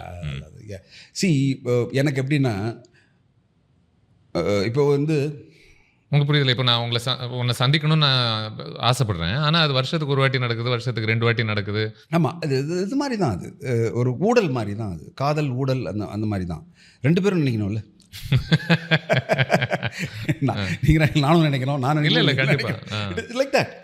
அதுதானே வாழ்க்கை. ஸோ உங்களுக்கு அந்த ஆக்டருடைய ஆங்ஸ்ட் எதுவும் கிடையாது உள்ளுக்குள்ள? இல்லை, உள்ள நிறைய இருக்குது. எனக்கு வந்து இன்னும் நான் பண்ணாத பண்ணணும்னு நினைக்கிற கூடிய பாத்திரங்கள் வந்து ஒரு 90%, 95%, 100%, 99% இருக்குது. இன்னும் இருக்குது, பண்ணலை. இதெல்லாம் பண்ணணும்னு ஆசை இருக்குது, ஆனால் இதெல்லாம் எனக்கு வரல. அப்போ அது ஒரு பெரிய அதிருப்தியும் சோகமும் தானே? அந்த அதிருப்தியும் சோகத்தை நான் வந்து சுமந்துக்கிட்டே இருக்க முடியாது. எனக்கு அதில் விருப்பம் இல்லை. அது ஒரு பக்கம் இருக்குது, அதை நான் சுமந்துக்கிட்டே இருந்தேன்னா அது எனக்கு ரொம்ப பேர்டன் ஆகிடும். புரியுது. நான் அதை வந்து அவுட்டர்லேயே வச்சுருக்கேன். அவுட்டர்லேயே வச்சுட்டு தேவையான டைமில் அது வருதா ஆஹா அப்படின்னு டக்குன்னு பிடிச்சிக்கிறது தான். பட் இன்னும் ஆசை இருக்குது. ஐயோ இதெல்லாம் பண்ணலாமே, இதெல்லாம் பண்ணலாம், ஏன் இதெல்லாம் பண்ண மாட்டேங்கிறாங்க அப்படின்னு தோணும். அப்போ தான் என்ன ஆகும்னா நமக்குள்ளே சரி நம்ம ஒன்று பண்ணலாமே, நம்ம டைரக்ட் பண்ணலாமேனா எனக்கு அதுக்கான உந்துதல் வரவே இல்லை லைஃப்பில். ஆனால் ஆரம்ப காலத்தில் இருந்தது இல்லையா? நான் ஆக்சுவலாக சினிமாவுக்கு டைரக்டராக தான் வந்தேன். ஆமாம், ஞாபகம் வந்தேன். இப்படிதான் வரணும்னு வந்தது. நாசை தான் மாற்றி விட்டார். நிறைய இடத்துல சொல்லியிருக்கேன். ஆமாம், இல்லைடா நீ பண்ணு, அதுக்கப்புறம் தானாவே அதில் பண்ணி. அந்த கனவு உங்களை துரத்துக்கிட்டே இல்லை? எனக்கு துரத்தில் மைண்டுக்குள்ளே எங்கேயோ ஒரு ஓரத்தில் இருக்குது. ஆனால் வந்து இன்னும் அதை ஒரு ஃபுல் ஃப்ளெட்ஜாக இறங்கி பண்ணணும் அப்படின்னு இல்லை. இப்போ திடீர்னு ஒருத்தர் வந்து டக்குன்னு பார்த்தா என்ன டைரக்ட் பண்ணுறேனே அப்படின்றாரு. சந்தோஷமாக இருக்குது. அவங்களுக்கு அது வருது, எனக்கு வரல. எனக்கு அது யோசிக்கும் போதெல்லாம் பயம் வரும். அது முக்கியமான பயம் என்ன? அது பண்ணிட முடியுமா? நினைக்கிற நம்ம லைஃப்பில் நினைக்கிற அத்தனையுமே பண்ணிட முடியுமான்னு தெரியாது, பண்ணால் தான் தெரியும். ஆமாம் இல்லையா? ஸோ அப்போது அந்த ரிஸ்க்கை நான் எடுக்கணுமா, இல்லைனா என்னுடைய இதில் தான் அதை எடுக்கணும்? அதுலேருந்து வரக்கூடிய தவறான விளைவுகள் என்னவாக இருக்கும்? இல்லை என்னவாக இருக்கும்னா நான் மேக்ஸிமம் வந்து எனக்கு நான் டைரக்ட் பண்ணாமே எனக்கு தெரியாமல் கூட போகலாம், விடணும். ஆமாம், எனக்கு நான் நினைக்கிறேன், நான் மைண்டுக்குள்ளே நினைப்பேன்ல, நான் இப்படி எடுப்பேன்னு ஒன்று தோணும்ல, அது வராமல் கூட போகலாம். இப்போது அந்த அந்த அந்த பிரச்சனையை நான் எதிர்கொள்ளணுமா, அது ஒன்று இருக்குது. இன்னொன்று சப்போஸ் அப்படி ஒன்று பண்ணால் இன்னொருத்தரை நான் வந்து இன்னொருத்தரோட பணத்தையோ இன்னொருத்தரோட டைமையோ வேஸ்ட் பண்ணணுமா, இல்லை நான் சொந்தமாக எடுக்கலாமா? இந்த டைலமாக்குள்ளேயே என்னுடைய இந்த டைரக்ஷனோட ப்ராசஸ் போய்கிட்டே இருக்குது. அப்படியே காலம் கடந்துக்கிட்டே இருக்குது. இப்படி பல ஆண்டுகளாகவே போயிட்டுருக்கு. நேரத்தில் எழுதுவேன், யோசிப்பேன், கதை நிறைய ஒரு 6-7 லைன் யோசிச்சிருக்கேன். அதை நான் சைல்டுஹுட்லேருந்து நான் பார்த்து அனுபவித்த விஷயங்கள் நிறைய இருக்குது. அதெல்லாம் தோணும், அப்புறம் இதே வேணாம் அப்படின்னு விட்டுருவேன். இந்த ப்ராசஸ் போயிட்டுருக்கு. எப்போ பண்ணுவோம்லாம் எனக்கு தெரியாது. நடக்கும் நடக்காதெல்லாம் தெரியாது. அப்பப்போ வரும், அப்பப்போ போகும், அவ்வளோதான். இப்போ நம்ம பெர்ஃபார்மன்ஸஸ் பற்றி பேசலாம்னு நினச்சேன். வேலுச்சாமி இல்லையா, பைசனில் உங்களுடைய கதாபாத்திரத்தின் பேர் எனக்கு ரொம்ப இன்ட்ரெஸ்டிங்காக பட்ட ஒரு விஷயம் வந்துட்டு, எவ்வளோ சுலபமாக அவன் வந்து ப்ரொட்டாகனிஸ்டோடைய ஒரு தகப்பனாக மட்டும் ஆகியிருக்கலாம், ஆனால் ஆகலை. அந்த மனுஷனுக்குள்ள ஒரு பெரிய ஒரு உயிர் இருக்குது. அவனுடைய கடந்த காலம் என்னவாக இருந்திருக்கு, அவனுடைய எதிர்காலத்தை சார்ந்த கவலைகள் என்னவாக இருக்குது, இது எல்லாமே பயங்கரமாக வெளியே வந்துச்சுன்னு நினைக்கிறேன் நான். நீங்கள் ரொம்ப அவங்ககிட்ட ரசித்தது என்னவா சொல்லுவீங்க? இல்லை, இப்போ நீங்கள் சொன்னதுலேயே ஒன்று சொல்கிறேன். அவன் வெறும் ப்ரொட்டகனிஸ்டோட அப்பாவும் இல்லை, அவனும் ஒரு ப்ரொட்டகனிஸ்டாக இருக்காங்க, அவனே ஒரு விக்டிமாக இருந்திருக்கான். That's more important. எனக்கு இந்த கதையை எனக்கு சொல்லும்போது நான் சொன்னேன், அப்பனே ப்ரொட்டகனிஸ்டாக இருக்கானேன்னு. ஆமாம் சார், அப்பாவும் மகனும் ஈக்குவலான பிளேஸில் தான் அந்த படத்தில் இருக்காங்க அப்படின்னு தான் மாரி என்கிட்ட இதை சொன்னார். இதில் என்ன, மாரி இதில் நிறைய பேசியிருக்காரு இதை பற்றி. அதுக்குள்ளே நான் பேசுகிறேன் இல்லை, ஏன்னா அவர் நிறைய பேசிட்டார் அந்த அந்த பேட்டர்னை பற்றி. பட் ஒரு விஷயம் நான் சொல்லுவேன் என்னென்னா, மாரியோட இந்த கதை அவங்க அப்பாவோட ரிசம்பிளன்ஸ், அவர் பார்த்த அப்பாக்களோட ரிசம்பிளன்ஸ், வெறும் அவங்க அப்பாவை மட்டுமே நம்ம சொல்ல முடியாது, அவர் யோசித்தது. பட் நான் வந்து அதை உள்வாங்கிறேன். அட் த சேம் டைம் எனக்குள்ளே இருக்கிற ஒரு எக்ஸ்பீரியன்ஸ் இருக்குல்ல, எங்கள் அப்பாவும் கிட்டத்தட்ட அந்த மாதிரி தான். எப்படின்னா, அவர் சண்டை போட்டு என் லைஃப்பில் பார்த்ததே இல்லை. பார்த்ததே இல்லை.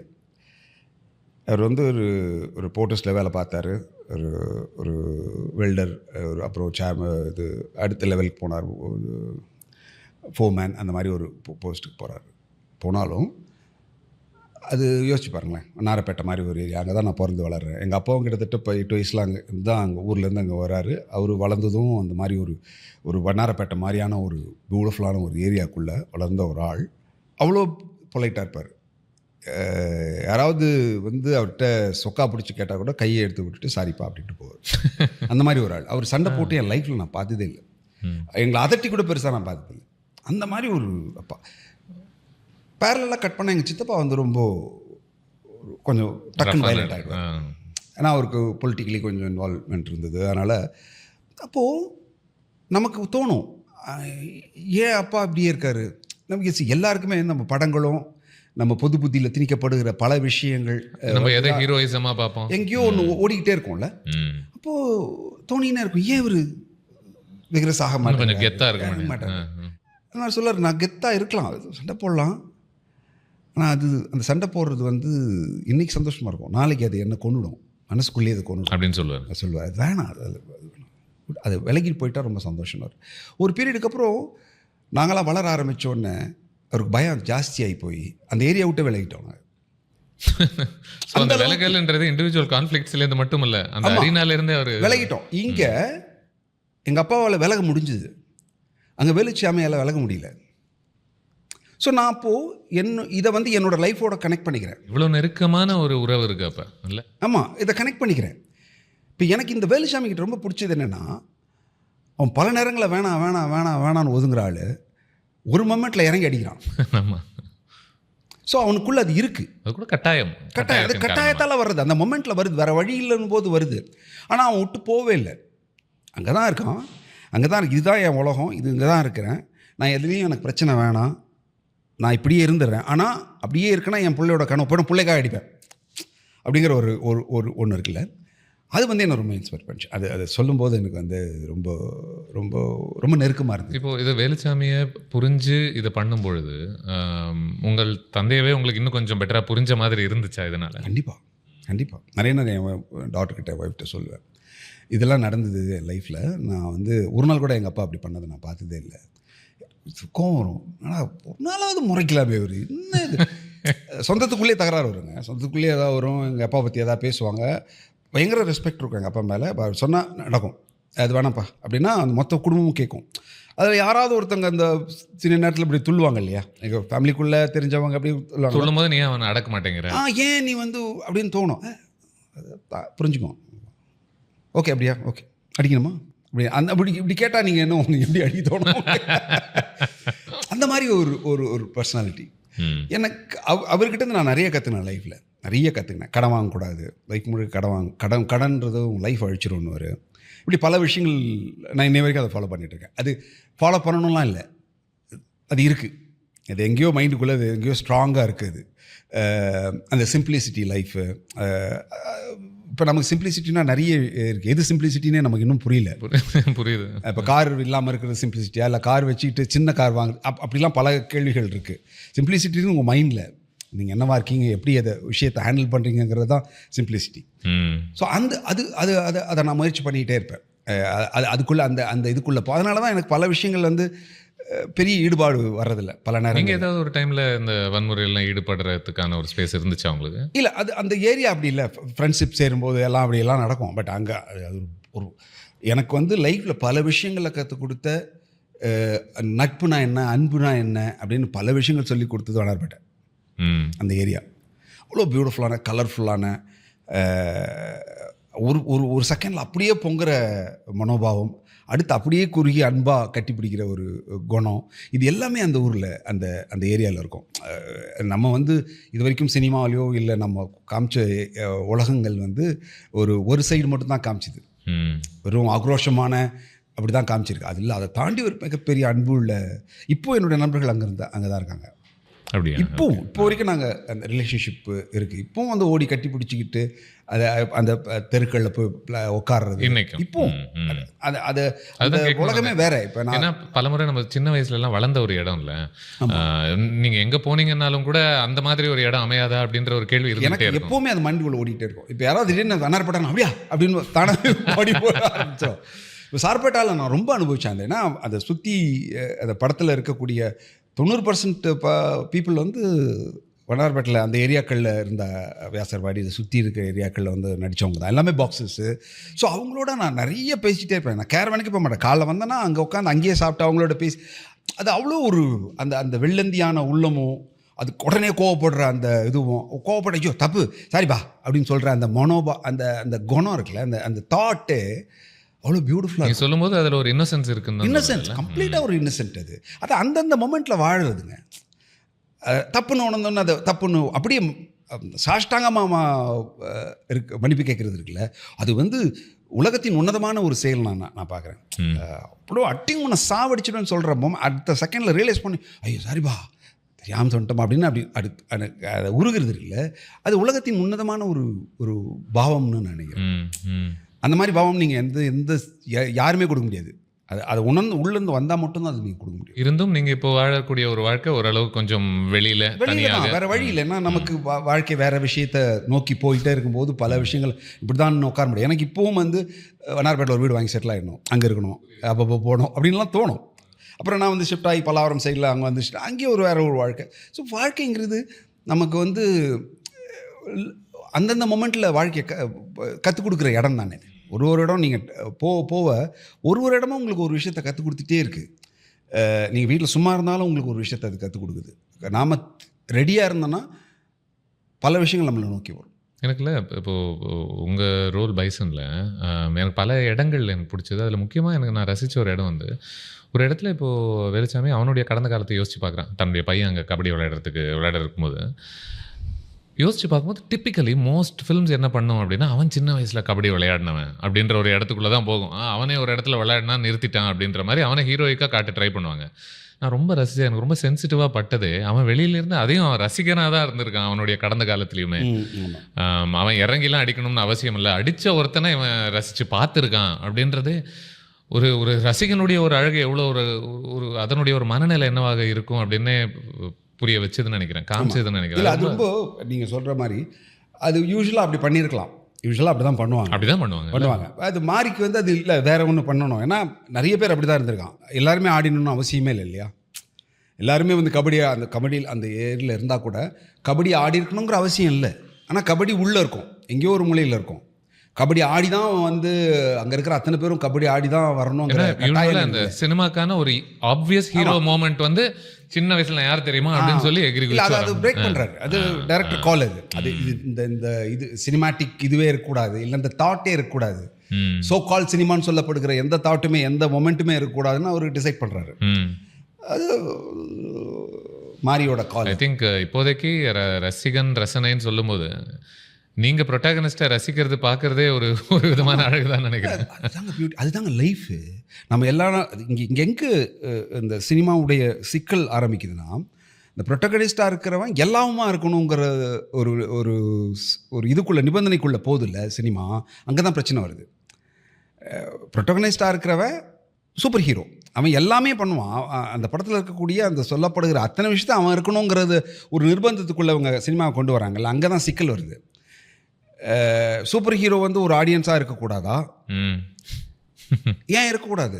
சூப்பர் ஹீரோ ஒரு பார்வையாளனாக இருக்கக்கூடாதா? ஒரு விஷயம் நடக்குது அது அவங்க ஒரு விக்டிமாக இருக்கக்கூடாதா? அங்கே தான் பிரச்சனை வருது. ஹீரோனா அவன் எல்லாம் செய்யணும். இன்ஃபேக்ட் உங்கள் கண் பார்வையின் வழியாக அவங்கள பார்க்கும்போதில்ல அதுக்குள்ளே ஏதோ ஒரு பெரிய உண்மை செய்கிறது அப்படின்னு தான் தோணும். இப்போ எப்படி சொல்கிறேன் அப்படின்னா, இப்போ சார்பட்டால அவன் டான்சிங் ரோஸை தோக்கடிச்சான்ற ஒரு கான்செப்ட் இருந்துச்சுன்னா அதை நீங்கள் கவனிக்கும்போது அவன் நிஜமாகவே ஒரு கதாபாத்திரத்துலேருந்து ஒரு உயிருள்ள மனுஷனாகவே மாறுறான் அப்படின்றது எனக்கு அட்லீஸ்ட் இப்போ நீங்கள் கிட்டா வந்து கபடி விளையாடுறான் அப்படின் போது இப்போ எவ்வளோ அழகாக விளையாடுறான் அப்படின்றத நீங்கள் எவ்வளோ நீங்கள் ஷார்ட்ஸ் எடுத்து எனக்கு காமிச்சாலும் கூட இல்லை, நான் அதை ரசிக்கிறத விட உங்கள் கண் பார்வை வரையா நான் ஒரு வாட்டி பார்த்துட்டேன்னு வச்சுக்கோங்களேன். நீங்கள் ரசிக்கிறீங்கன்னா எனக்கு அது ஒரு பெரிய வேலிடேஷன் எனக்குமே கிடைக்கும். அது உண்மை இல்லை, அதுதான் உண்மை. நான் ரசிச்சாதான் அது உங்களுக்கு வரும். நான் ரசிக்காத போது உங்களுக்கு வராது. அதை நீங்கள் அது ஒரு சீனாக அது நீங்கள் கடந்துடுவீங்க. ஏன்னா சீனுக்கு பல விஷயங்கள் மியூசிக்கு அது இதுன்னு போட்டு ஒரு காம்பேக்டுக்குள்ளே ஒரு அழகியலை கொண்டு வருவாங்க. ஆனால் நான் வாழ்கிற போது அது உங்களுக்கு இன்னும் கனெக்ட் பண்ணும். இல்லை அதுதானே இப்போ நீங்களாக இருக்கும்போது தான் எனக்கு நீங்கள் நானாக இருக்கும்போது எப்படி என்னால் உங்களை புரிஞ்சிக்க முடியும் இல்லையா? நீங்கள் உங்கள் பாவனை உங்கள் பாடி லாங்குவேஜ் அது நீங்கள் ஒன்றா இருக்கும்போது தான் எனக்கு அது வந்து புதுசாக இருக்குது. இப்போ நீங்கள் என்னவா மாறிட்டு ஒன்று பண்ணும்போது அது இன்ட்ரெஸ்ட் இல்லை. அதுதானே எனக்கு இப்போ காமன் லைஃப்பில் இப்போ அன்றைக்கி அதுதான் நடக்குது. இன்றைக்கி வந்து நமக்கு பொது புத்தியில் பல விஷயங்கள் சொல்லி ஹீரோ மாதிரியே நடந்துக்கிறோம். இன்றைக்கி பிரச்சனை. சூப்பர் ஹீரோவாக தான் எல்லாரையும் பார்க்குறோம். அது பொலிட்டிக்கலாக இருந்தாலும் சரி, சினிமாவில் தான் எல்லாருமே ஹீரோ தான் ஆகணும். எல்லாமே ஹீரோவாக இருந்தால் தான் இன்றைக்கி சொசைட்டியில் உங்களுக்கு ஸ்பேஸுங்கிற ஒரு மனோபாவத்தை இத்தனை நாள் சினிமாவிலேருந்து எல்லாமே சேர்ந்து கொடுத்துருக்கு. வெறும் சினிமா மட்டுமே நீங்கள் குறை சொல்ல முடியாது. கதைகள்லேருந்து லிட்ரேச்சர்லேருந்து எல்லாமே அப்படி தான் சொல்லி கொடுத்துருக்கு. நீ காமன் மேனை பற்றி எந்த லிட்ரேச்சருங்க சொல்லியிருக்கு? இல்லை உண்மையிலேயே நம்ம வாழ்க்கையில் ஒரு பிரச்சனை வரும்போது கூட இல்லை ஒரு ஹீரோ என்ன பண்ணுவான் அப்படின்னு யோசிக்கக்கூடிய ஒரு மனநிலை தானே வருது பல இடங்களில். நிறைய நீங்கள் கேள்வி கேட்டுகிட்டே இருக்கலாம். அந்த கேள்வி கேட்குறது நீங்கள் வந்து அதை வந்து ஒரு பெரிய ப்ரொபகண்டாக ஆக்கணும்னு அவசியம் இல்லை. அதுக்கு தேவையான ஆட்கள் அதை பண்ணிக்கிறாங்க. அதுதான் அரசியல்வாதியாக இருக்காங்க. வேறு அவங்களுக்கு தேவை, அது அவங்களுடைய எஸ்டாப்ளிஷ்மெண்ட்டுக்கு அது தேவைப்படுது. இப்போ ஒரு காமன் மேனுக்கோ இல்லை ஒரு நடிகனுக்கு அது தேவையில்லை. அவன் கேள்வி தனக்குள்ளே கேட்டுக்கணும். இது வரைக்கும் நமக்கு சொல்லப்பட்ட எந்த ஹிஸ்ட்ரிஸுமே காமன் மேனை பற்றி சொல்லவே இல்லை பெருசாக. அதுதான் இன்றைக்கி பெரிய இலக்கியங்களாக நமக்கு வந்து நிற்கிது. ஸோ என்றைக்கு உங்களுக்கு காமன் மேனை பற்றிய வாழ்க்கை சொல்லாத பொழுது அப்போது ஒரு சமூகம் முழுசாக கட்டமைக்கப்படவே இல்லை. அவங்களுக்கு தேவைக்கேற்ற மாதிரி கட்டமைக்கப்பட்டிருக்கு.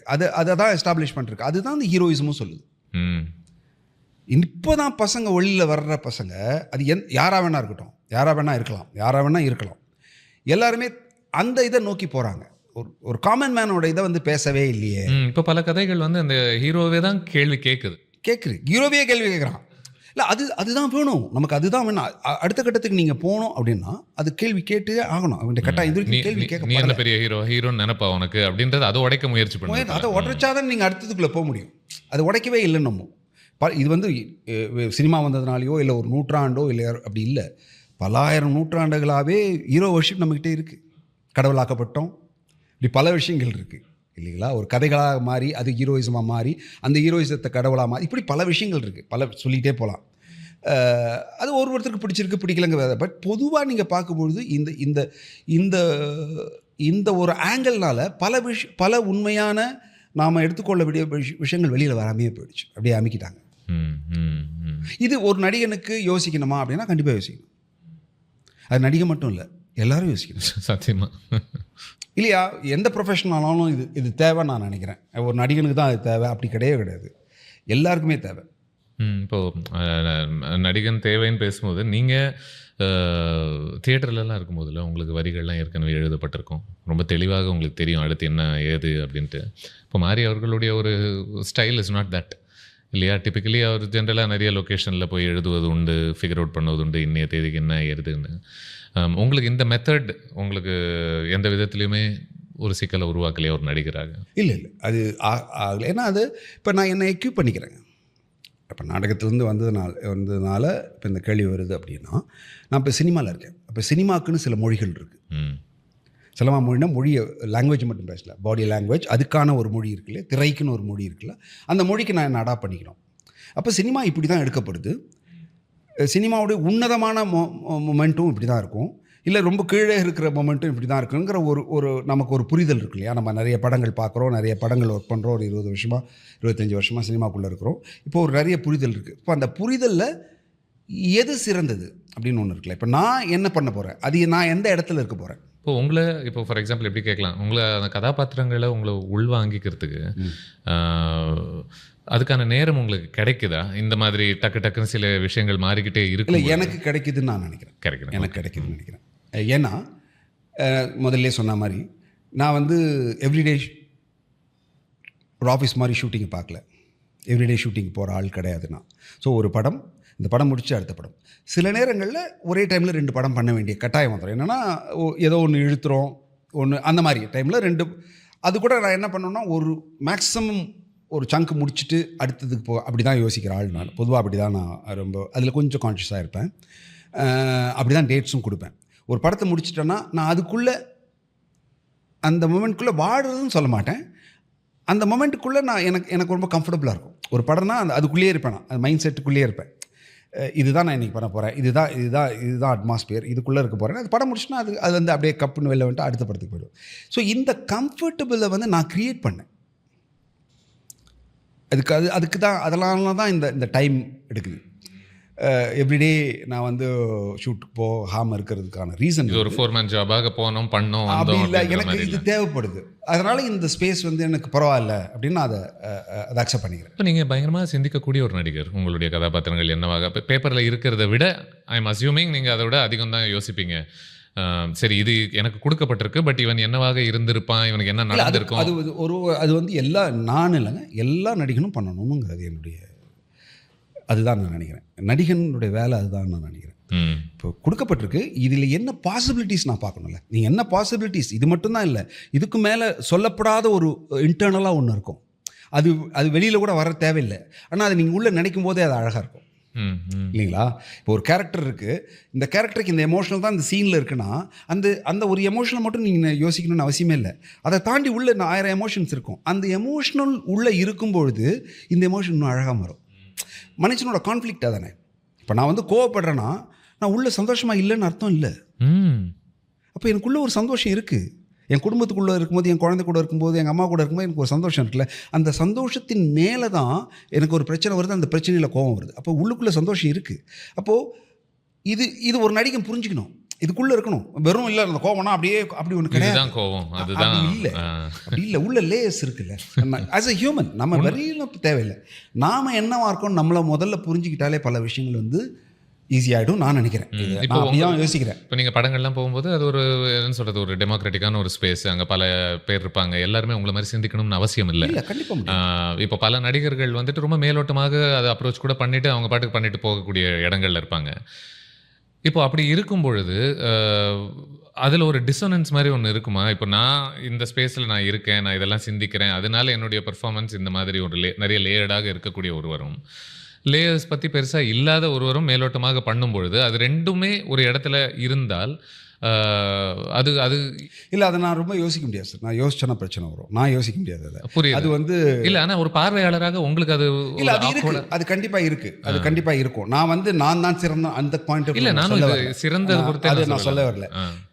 இது எல்லாரும் யோசிச்சாங்கன்னா நல்லா இருக்கும் அப்படின்றது என்னுடைய பாயிண்ட் ஆஃப் வியூ. எல்லாரும் அந்த கட்டத்துக்கு நோக்கி போனால் சினிமா இன்னொரு இதுக்குள்ள. சரி, அது வேற மாதிரி நான் கேட்குறேன். இப்போ அது உங்களை கட்டுப்படுத்துதா ஒரு நடிகராக? இல்லை, எனக்கு அப்படிலாம் உங்களுக்கு அதுதான் நான் சொன்னேன், முதல்ல சொன்னேன்னா நான் அதெல்லாம் யோசிச்சேன்னா என்னால் பர்ஃபார்மே பண்ண முடியாது. சில நேரங்களில் நான் என்ன பண்ணேன்னா, சோ கால்டு ப்ரொஃபஷன் எனக்கு ஒன்று சொல்லி கொடுத்துருக்கு. ஒரு அளவுக்கு நீ முட்டு, அதுக்கு மேலே முட்டுறதுக்கு இடம் இல்லைன்னா நீ விலைக்கு போயிடு, வேறு வழி இல்லை. அப்போ நான் வந்து எனக்கான என்ன இருக்கோ அந்த ஸ்பேஸுக்குள்ளே நான் வந்து என் வேலையை பண்ணிவிட்டு அதை கரெக்டாக பண்ணிவிட்டு நான் போகணும்னு நான் நினச்சிடுவேன். நான் அதுக்கு மேலே நீங்கள் வந்து கான்ஃப்ளிக்ஸ் தான் ஜாஸ்தியாகும், நம்ம அதை யோசிக்க முடியாது. அதனால தான் நான் நிறைய விஷயங்கள் யோசிக்கிறதே இல்லை. ஒரு நடிகனோட வேலை அந்த மொமெண்ட்டில் நீங்கள் இருந்துட்டு போயிட்டீங்கன்னா பெட்டர். அதுக்குள்ளே போக ஆரம்பிச்சிங்கன்னா பல கான்ஃப்ளிக்ட் வரும், அப்புறம் நீங்கள் சொல்ல வந்த விஷயமே மறந்து போயிடும், புரியுது, பண்ண முடியாமல் போயிடும். புரியுது. அதுக்கு தான் நான் எப்பவுமே எமோஷ்னலாக நான் வந்து எஸ்பெஷலி பர்ஃபார்மன்ஸில் வந்து அது முடிச்சுட்டு அடுத்து வெளில போயிடுவேன், அதுக்குள்ளே உட்கார மாட்டேன். நான் நிறைய பேர் திட்டுவாங்க, என்ன சார் எமோஷனலாக அப்படி அழுவுறீங்க, கட்டுறது சிரிக்கிறீங்கன்னுவாங்க. உள்ளே சிரிச்சுட்டு தாங்க இருக்கேன், அதான் உண்மை. இல்லை, எங்களுக்கு டிஸ்டர்ப் ஆகுது, உங்களுக்கு டிஸ்டர்ப் ஆச்சுன்னா சார் நான் வெளில போய் சிரிச்சுக்கிறேன், பட் அதுதான் இல்லையா. இப்போ நான் ஒருத்தனை கொலை பண்ணுறேன்னா நான் கொலையாக பண்ண முடியும், என்னங்க அது நீங்கள் சொல்ல மாட்டாங்கன்னு தோணுது. உங்களுடைய பல கதாபாத்திரம் பார்த்து நானும் பயங்கரமாக சிரிச்சிருக்கேன்னு வச்சுக்கோங்க. அதுவும் எதிர்பார்க்காத இடங்கள்லாம். எப்படின்னா இப்போ நீங்கள் சார்பட்டாவா தங்கலான்ல நீங்கள் கோவிந்தான்னு பண்ணிட்டு இருக்கிற ஒரு சீன்ல இல்லை, திடீர்னு ஒருத்தனை கலாய்ப்பீங்க, ஒரு குட்டி பையனை, அவனுக்குள்ள ஒரு எல்எல் இருக்குங்க அந்த கேரக்டருக்குள்ள. அப்படி தான் நாங்கள் டிசைன் பண்ணோம். அவனுக்குள்ளே இருக்கிற ஃப்ரஸ்ட்ரேஷன், அவனை வந்து இந்த சொசைட்டி ஏற்றுக்கல, இது எல்லாத்தையுமே அவன் கோபமாக வெளிப்படுத்த முடியாது. ஏன்னா கோபமாக எடுக்கிறதுக்கான ஸ்பேஸே அவனுக்கு கிடையாது. அப்போது அவனுடைய அந்த உடல் மொழியும் அவனுடைய அந்த பேச்சும் அது மூலியமா தான் அவன் ஒருத்தனை திட்டுறது கூட அவன் அப்படி தான் திட்டுவான். டைப்பான ஆள் தான் அவன் திட்டுறது கூட, அவன் ஆக்சுவலாக திட்டுவான் அவன்.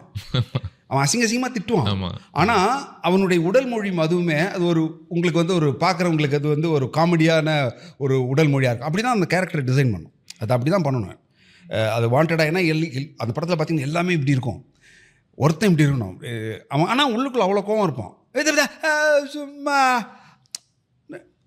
கோமதியா என்னடா அச்சுறோன்றது தான் இருக்கும். ஆனால் அந்த மொழி வந்து அப்படி நான் அந்த மாதிரி கேரக்டர்ஸ் நிறைய பார்ப்பேன்.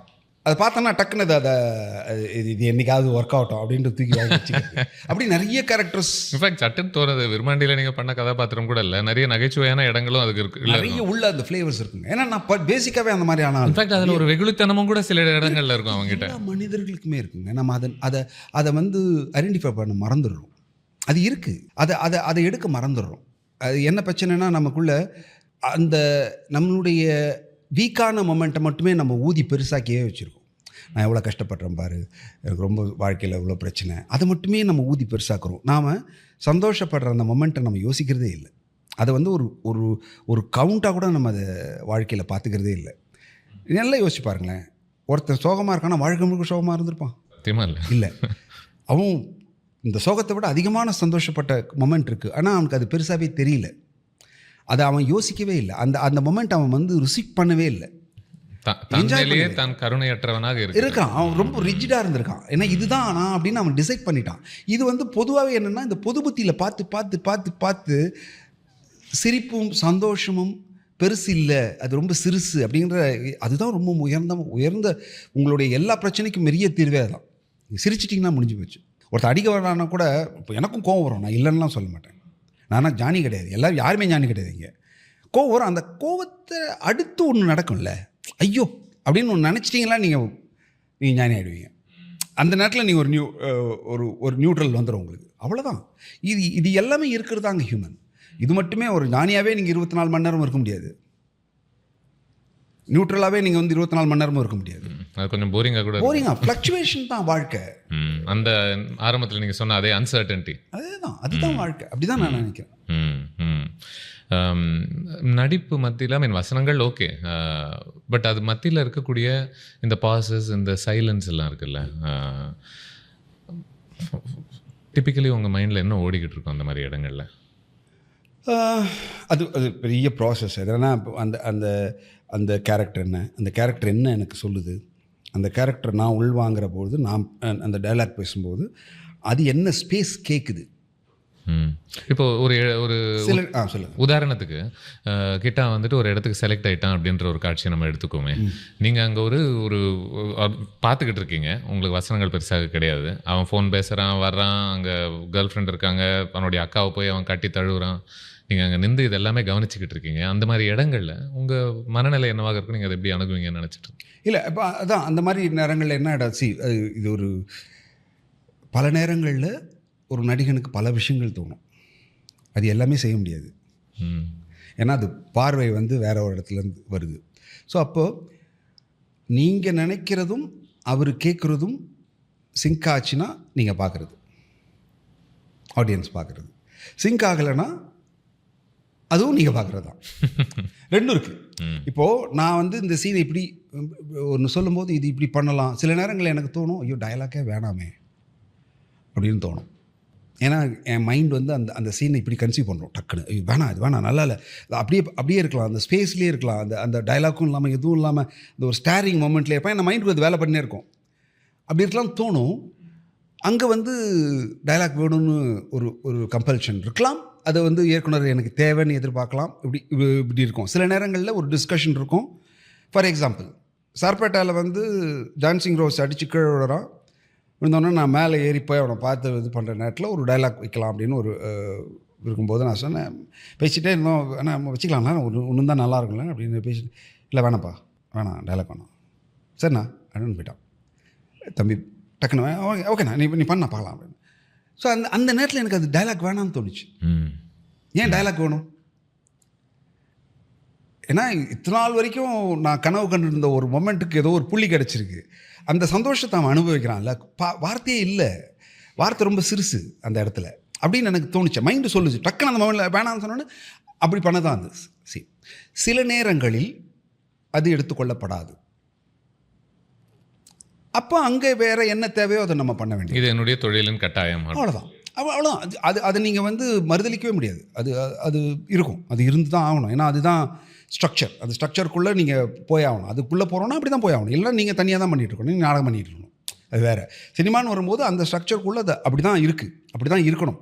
அதான் அப்போ தான் அது அந்த அந்த மீடியம் அது. ஸோ அதுக்குள்ளே என்னுடைய நான் சுதந்திரம், நான் நடிகன், என்ன வேணால் பண்ணலாம், அப்படிலாம் கிடையாது. அப்படிலாம் நீங்கள் உங்கள் வீட்டுக்குள்ளே எல்லாம் பண்ணுவீங்களா? அதுக்குன்னு ஒன்று இருக்குல்ல, அப்படி தான் அது.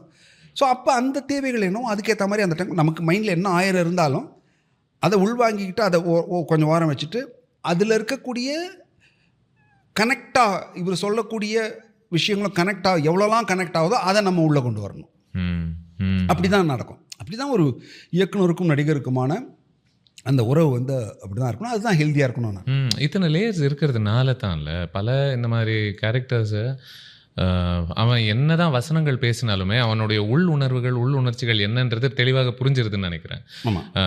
சும்மா ஒரு விரும்மாண்டி சீனே நம்ம எடுத்துக்கிட்டோம் அப்படின்னா ஒரு எக்ஸாம்பிளாக, என்னைய சந்தேகப்படுறியா நீ அப்படின்னு நீங்கள் சொல்லிட்டு கேட்கும்போது அவன் கேட்குறதெல்லாம் அவன் வாஸ்தவம் தான். அதில் இவன் ஏமாந்தாலும் ஏமாறுவானே ஒழிய பார்க்குற நமக்கு புரிஞ்சிருது அவனுடைய நோக்கம் என்னவாக இருக்குது அப்படின்னு சொல்லிட்டு. அதே ஒரு வரியை நீங்கள் வெவ்வேறு விதங்களில் என்ன சொல்கிறது, அதை நீங்கள் இன்ஃபேக்ட் கொஞ்சம் எக்ஸ்ட்ராவாக போய் தான் அதை சொல்கிறீங்க இல்லையா? அது எக்ஸ்ட்ரா ஏன்னா அது வாண்டடாக தான் அவன் சொல்கிறான். அந்த மொமெண்ட்டில் அவன் கண்டுபிடிச்சிட்டானோ அப்படிங்கிற ஒரு சந்தேகம் அவனுக்குள்ளே இருக்குது. ஆனால் அவனுக்குள்ளே மைண்டில் சொல்லுது இவன் அவ்வளோ புத்திசாலி கிடையாது, இவன் கொஞ்சம் வெகுளி அப்படின்னு சொல்லுது. இவன் கொஞ்சம் வெகுளியானால் இவனை ஈஸியாக ஏமாத்திடலான்னு ஒரு செகண்ட் அவன் யோசிச்சு கொஞ்சம் எக்ஸ்ட்ரா பிட்ட போடுறான். ஸோ இது வந்து இந்த சுதந்திரம் வந்து ஒரு இயக்குனர் கொடுக்குறது. நீ பண்ணு பார்த்துக்கலாம் அப்படின்னு ஒன்று சொல்கிறது இருக்குல்ல. சில நேரங்களில் வந்து இயக்குனர் கொடுக்குற அந்த சுதந்திரம் வந்து பல நேரங்களில் தப்பாகவும் போகலாம் வாய்ப்பு இருக்குது. சில நேரங்களில் வந்து பல நேரங்களில் வந்து அது ஹெல்ப் பண்ணும். நீங்கள் ரொம்ப சீரியஸ் அட்டெம்ப்ட் ஒன்று பண்ணும்போது அது ஹெல்ப் பண்ணும். அவன் வந்து ஒன்று ட்ரை பண்ணுவான். அப்போ நீங்கள் அதில் மேலே இருக்குது கீழே இருக்குங்கிறதுல ஒரு இயக்குனருக்கு ஒரு கால் இருக்கலாம். கொஞ்சம் இன்னும் கொஞ்சம் கீழே இருந்தால் பெட்டராக, இல்லை கொஞ்சம் இன்னும் மேலே இருக்கலாம், இல்லை அதுக்கான ஸ்பேஸ் இந்த இடத்துல இருக்குது, கொஞ்சம் மெலோவாக போகலாம், கொஞ்சம் மேலே கீழே போகலாம், மெலோவுக்கும் தாண்டாமல் ஒரு ஒரு ஒரு அளவில் இருக்கலாம் அப்படின்னு ஒன்று இருக்குல்ல. இப்போ இது என்னென்னா, நான் இப்போ இயக்குனருக்கும் நடிகனுக்குமான அந்த உறவு இருக்குல்ல, அது ரொம்ப முக்கியமான உறவு நான் நினைக்கிறேன். அந்த புருஷன் பொண்டாட்டி உறவு மாதிரிங்க அது. அந்த கோபம் தாபம், நீ சொல்கிறத நான் கேட்குறது, நான் சொல்கிறத நீ கேட்குறது, இல்லை கோச்சிக்கிறது, இந்த ரிலேஷன்ஷிப் வந்து ரொம்ப முக்கியம். இதுக்குள்ளே ஈகோ வராத வரைக்கும். ஆமாம், ஈகோ வராத வரைக்கும் இல்லை, வராமலாம் இருக்காது, வரும். அந்த சண்டையில் போய் அது பாசிட்டிவாக ஒன்று போகும்ல. அந்த ரெண்டு பேருக்குமே அந்த பேலன்ஸ் இருந்ததுன்னா அது ரொம்ப அழகாக இருக்கும். இப்போ ஃபார் எக்ஸாம்பிள் வசந்தபாலன் எனக்கு நாங்கள் எப்படி பேசிக்கணும் சார், ஒரு 30% அது நல்லாயிருக்கு சார், அது 30% மேலே இருக்கலாம் சார், ரொம்ப ஓவராகிடுமோ, இல்லை 30% மேலே போகலாம், தைரியமாக போகலாம், நீங்கள் அது கரெக்டாக இருக்குது, இன்னும் கொஞ்சம் ஏற்றலாம், இல்லை சார் 20% இறக்கலாம் சார், இப்படி தான் பேசுவோம் நாங்கள். மேத்தமேட்டிக்கலாக இருக்காங்க. ஆமாம், அவர் என்ன சொல்கிறாங்க எனக்கு புரியுது, அவர் என்ன நிறைய பேருக்கு இது புரியாது. நாங்கள் 20% 30%. ஸோ இந்த உறவு இருக்குல்ல, தட் இஸ் மோர் இம்பார்ட்டன்ட். இப்போ கமல் சாரோட ஒர்க் பண்ணும்போது என்ன ஆகிடும்னா, அவர் வந்து உங்களை நான் ஒர்க் பண்ணதுலேயே ரொம்ப ரொம்ப ரொம்ப கம்ஃபர்டபுளாக ஒர்க் பண்ணது வந்து கமல் சார்கிட்ட. இத்தனைக்கு ரொம்ப ஏர்லியான இல்லை, ரொம்ப ஏர்லியான, அதனால தான் சொல்கிறேன். ஏன்னா அந்த டைமில் நீங்கள் என்னவா மாறி இருக்கலாம். நான் அவர்கிட்ட போனதுனால அது கரெக்டாக அது எனக்கு சினிமாவை புரிய வச்சார். நீங்களும் அண்ணாந்து பார்த்து ஒரு பதட்டம் அந்த ஸ்பேஸில் நீங்கள் இல்லை? எப்பவுமே இல்லை, எப்பவுமே. எனக்கு ஒரு பிரமிப்பு இருக்குது. ஒரு நடிகனாக ஒரு பர்சனாலிட்டியாகவே ஒரு பயங்கரமான பிரமிப்பு உள்ள ஒரு பர்சன். நீங்கள் என்ன வேணால் சினிமாவில் நீங்கள் என்ன வேணால் சொல்லலாம் அவரை. அதெல்லாம் தாண்டி அஸ் அ பர்சனாகவே ஒரு ரொம்ப பியூட்டிஃபுல்லான ஒரு பர்சனாலிட்டி. அதை நீங்கள் அவர் அப்சர்வ் பண்ணாலே பல விஷயங்களுக்குள்ள உங்களுக்குள்ள அவர் மைண்டுக்குள்ளே என்ன ஓடுது, அவர் என்னவா இருக்கார் அப்படின்னு பல விஷயங்கள் உங்களுக்குள்ளே ஓடிக்கிட்டே இருக்கும். அவர் வந்து நம்ம அப்படி சீன் பேப்பர் அப்படி கொடுத்துட்டு இதை படிப்பார், அவ்வளோதான் படிப்பார், படிச்சுட்டு போயிடுவார். அவர் டேக் போகலாம் அப்படின்னு போயிடுவார். சார் மானிட்டுப்பார். அவர் என்ன வேணால் நினச்சிக்கலாம், இவன் பண்ணிடுவான்னு நினைக்கலாம், இல்லை சரி அதை பண்ணுறதை வச்சுட்டு பார்ப்போம், நம்ம இன்னொன்று போய்க்கலாம் அப்படின்னு அவன் சுதந்திரம் கொடுப்பான், அவன் பண்ணட்டும் ஒன்று அப்படின்னு என்ன வேணா இருக்கலாம். அந்த space is very interesting for me. எனக்கு இவ்வளோ அளவு அப்படின்னு சொல்லாமல் நீ முதல்ல ஓடு, நீ எப்படி ஓடுற நான் பார்த்துட்டு சரி இப்படி ஓடிக்கோ அப்படி கொஞ்சம் ஓடிக்கோ நான் சொல்கிறேன்னு ஒன்று இருக்குல்ல. அப்போ ஒரு நடிகனுக்கு அது. ஸோ இப்போ ஆரம்பத்தில் அவர்கிட்டேருந்து கிடைக்கக்கூடிய ஒரு அட்ஜஸ்ட்மெண்ட்ஸ்லாம் என்னவாக இருந்துச்சு உங்களுக்கு? என்ன மாதிரி இன்ஸ்ட்ரக்ஷன்ஸ் உங்களுக்கு கிடைக்கும் அதில்? எனக்கு மோஸ்ட்லி அவர் வந்து நம்மளை முதல்ல ஓட விடுவாங்க. நீங்கள் பண்ணுங்கன்னு பண்ணிட்டாருன்னா அது அது கொஞ்சம் மேலே இருந்தால் நல்லா, அது கொஞ்சம் இன்னும் அந்த ஸ்பேஸ் கொஞ்சம் அது அவ்வளோதான். அது அது ரொம்ப கிளியராக கூட சொல்ல மாட்டார். அது நமக்கு புரிஞ்சிடும், அவர் என்ன கேட்குறாருன்னு நமக்கு புரிஞ்சிடும். அவ்வளோதான் இருக்கும் அவர்கிட்ட. அவ்வளோ சுதந்திரம் கொடுப்பார். நான் இது வரைக்கும் அப்படி ஒரு சுதந்திரத்தை ஒரு நடிகன் கொடுத்து நான் பார்த்ததே இல்லை. பிகாஸ் அவர் நடிகனாக இருக்கு நிறைய பேர் சொல்லலைங்க, அவருக்கு அப்படி கிடையாது. அது பர்சனாலிட்டியாகவே அவர் அப்படி தான் நான் பார்க்குறேன். இப்போ அந்த மாதிரி இப்போ ஒருத்தங்கிட்ட இப்போ ரஞ்சித்தும் கிட்டத்தட்ட அந்த மாதிரி தான். ஆனால் நீ பண்ணா இதானா சீனு நீ பண்ணா அப்படின்வான். இப்போ ரஞ்சித் அப்படி பண்ணும்போது எனக்கு அவ்வளோ சுதந்திரம் இருக்குல்ல. அப்போ நான் அந்த சுதந்திரத்தை நான் மதிக்கணும். அதுக்காக நான் ஓட முடியாது, இஷ்டத்துக்கு ஓட முடியாது, விட்டுட்டாங்க என்ன அப்படின்ற ஓட முடியாது. அங்கே என்ன சொல்லப்படுதோ, என் தம்பி என்ன சொல்கிறாப்புலையோ அதுக்குள்ளே தான் நான் ஓட முடியும். இப்போ அதுதான் இயக்குனர். அந்த ரெஸ்பெக்ட் வேணும் எனக்கு. அது இல்லைன்னா மைண்டுக்குள்ளே இல்லைன்னா எனக்கு பிரச்சனை வந்துடும். என்னதான் இருந்தாலும் இயக்குனர் தான் கண்ணு. அந்த பார்வையில் தான் நான் வேலை பார்க்கணும். அது எனக்குள்ளே ஓடிக்கிட்டே இருக்கும். அது ஓடலைன்னா பிரச்சனை வந்துடும். நீங்கள் வசந்த பாலன் அப்படின்னு சொன்னதுனால மைண்டில் கொஞ்சம் அப்படியே வெயிலோட கலர் ஓடிக்கிட்டு இருக்கு. நான் சின்ன வயசில் என்ன நினச்சேன்னா, உலகத்திலேயே இருக்கிறதுலையே ஒரு பயங்கரமான ஒரு வேலை ஒரு தேட்டரில் வேலை கிடச்சதுன்னா பயங்கரமாக இருக்கும். அதுதான் அந்த படத்தில் உங்களுடைய தொழிலே அதுதான். நீங்கள் ஒரு தேட்டரில் நடத்திக்கிட்டு இருப்பீங்க, படங்கள் போட்டுக்கிட்டு இருப்பீங்க, ஒரு ப்ரொஜெக்டர் ரூமில் இருப்பீங்க. அந்த உங்களுக்கு ஒரு ரொமான்ஸ் இருந்துச்சா சினிமா மேலே அந்த டைம்லேயே? நீங்கள் அது ஒரு என்ன சொல்கிறது, ரொம்ப அதில் ஒரு பியூட்டி பார்த்தீங்களா இல்லை எப்படி? இல்லை, எனக்கு அப்படிலாம் இல்லை. ஓகே, ஃப்ராங்க் எனக்கு அப்படிலாம் இல்லை. எனக்கு நடிப்புங்கிறது தொழில், அவ்வளோதான். அந்த சினிமா மீடியம் மேலே ஒரு பெருசாக எனக்கு இல்லை. எனக்கு ரொம்ப ஃப்ராங்காக சொல்லனா கூட எனக்கு ஆரம்ப காலத்தில் ஐயோ சினிமா வேணாம் அப்படின்னு யோசிச்ச காலம் உண்டு. சினிமாவுக்கு வரணும்னு புஷ் பண்ணி கொண்டு வந்தவங்கலாம் இருக்காங்க. நாசர்லாம் தான் நீ வா சினிமாவுக்கு வரணும் அப்படின்னு புஷ் பண்ணி கொண்டு வந்தது. அதுதான் உண்மை. நாசர் தான் தொலை பண்ணிட்டே பண்ணி, டேய் அங்கே வாடா உள்ளே வாடா, நாடகம் பண்ண வேணான்னு சொல்லலை, நீ நாடகம் பண்ணு, நீ வாடா உள்ள, இல்லை நான் வேணாம் வாடா, அப்படி தான் நான் உள்ளே வந்தேன். அதுக்காக வெறுப்புன்ற அந்த அது இல்லை.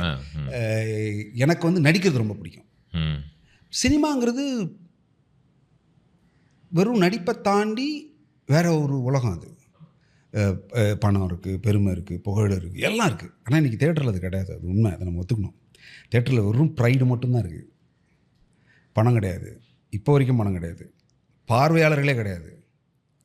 பல சிக்கல்கள் இருக்குது தியேட்டரில்.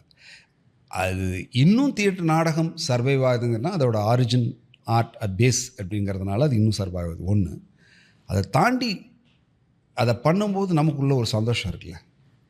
10 பேர் பார்க்குறானா இல்லை ஒருத்தன் பார்க்குறானாலும் நானாக இருக்கேன் அப்படிங்கிறது ஒன்று இருக்குல்ல.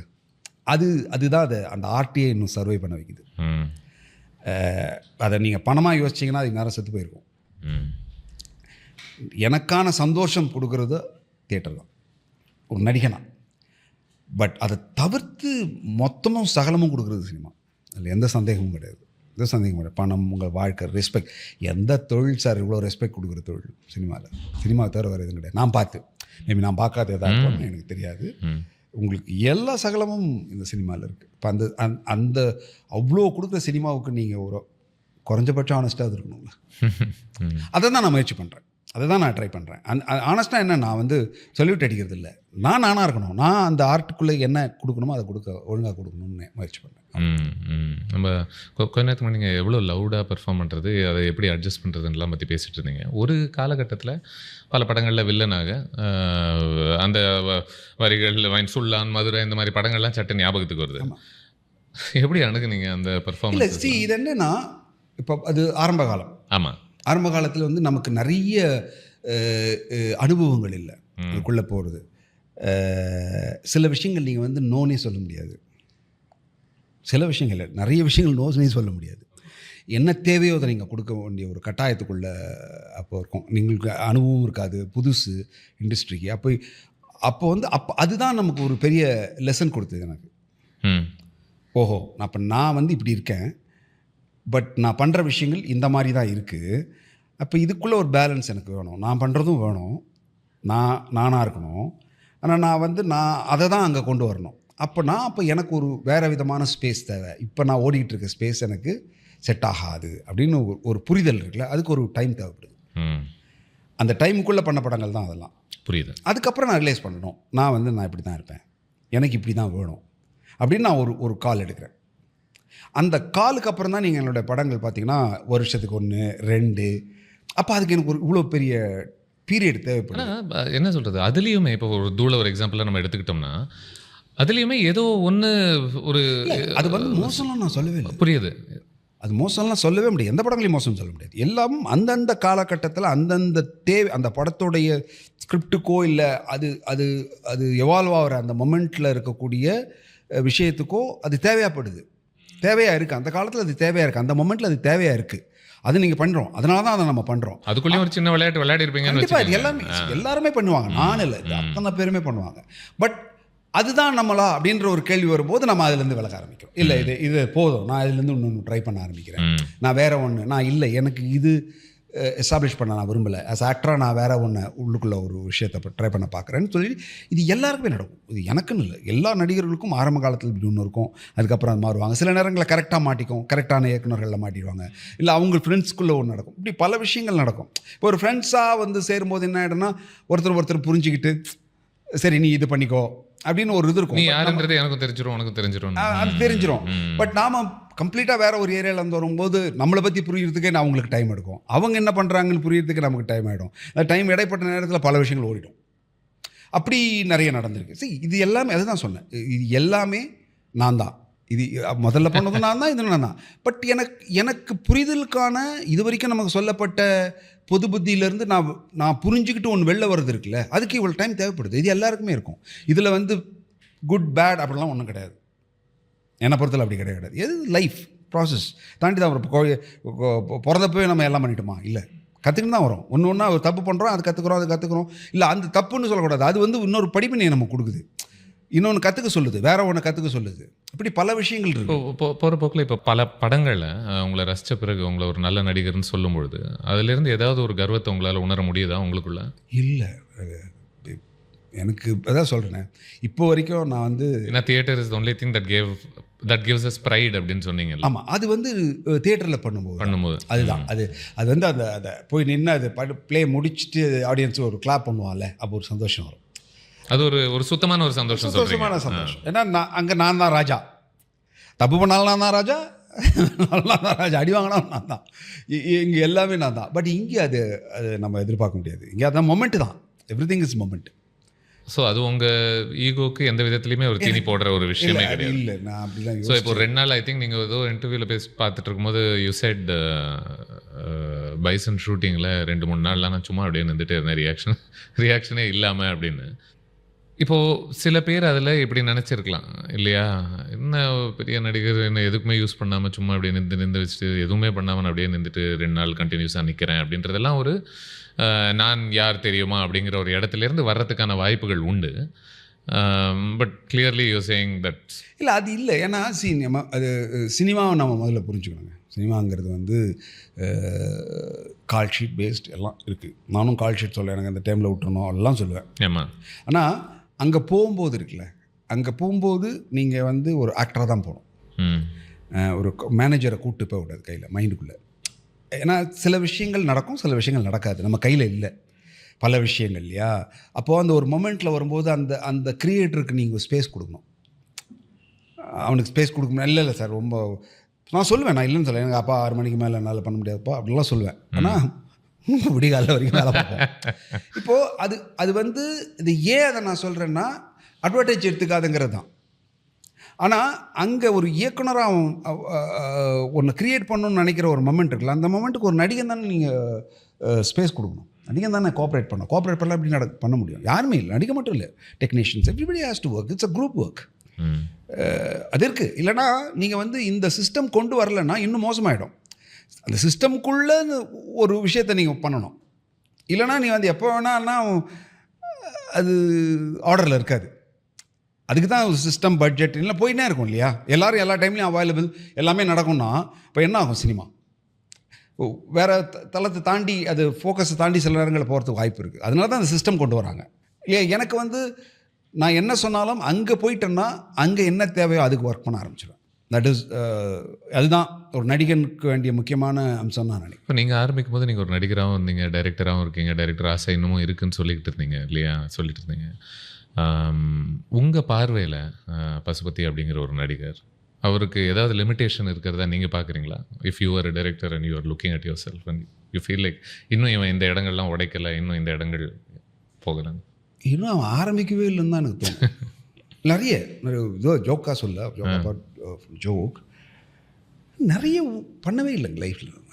ஏதோ ஒரு ஏரியாவில் தான் அப்படி ஏதோ ஒன்று அங்கங்கே எக்ஸ்ப்ளோர் பண்ணுறோம்.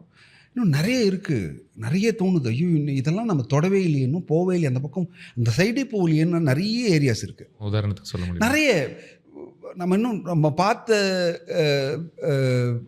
கேரக்டர்ஸ், நம்ம பார்த்த மொமெண்ட்ஸ் லைஃப்பில் நிறைய இருக்குது. அது உள்ள ஸ்டோரில் இருக்குது, மைண்டுக்குள்ளே இருக்குது, அது நமக்குள்ளேயே இருக்குது. அதெல்லாம் கொண்டு வர்றதுக்கான பாசிபிலிட்டிஸை நான் தேடிட்டே இருக்கேன். இப்போ வரைக்கும் வரவே இல்லை.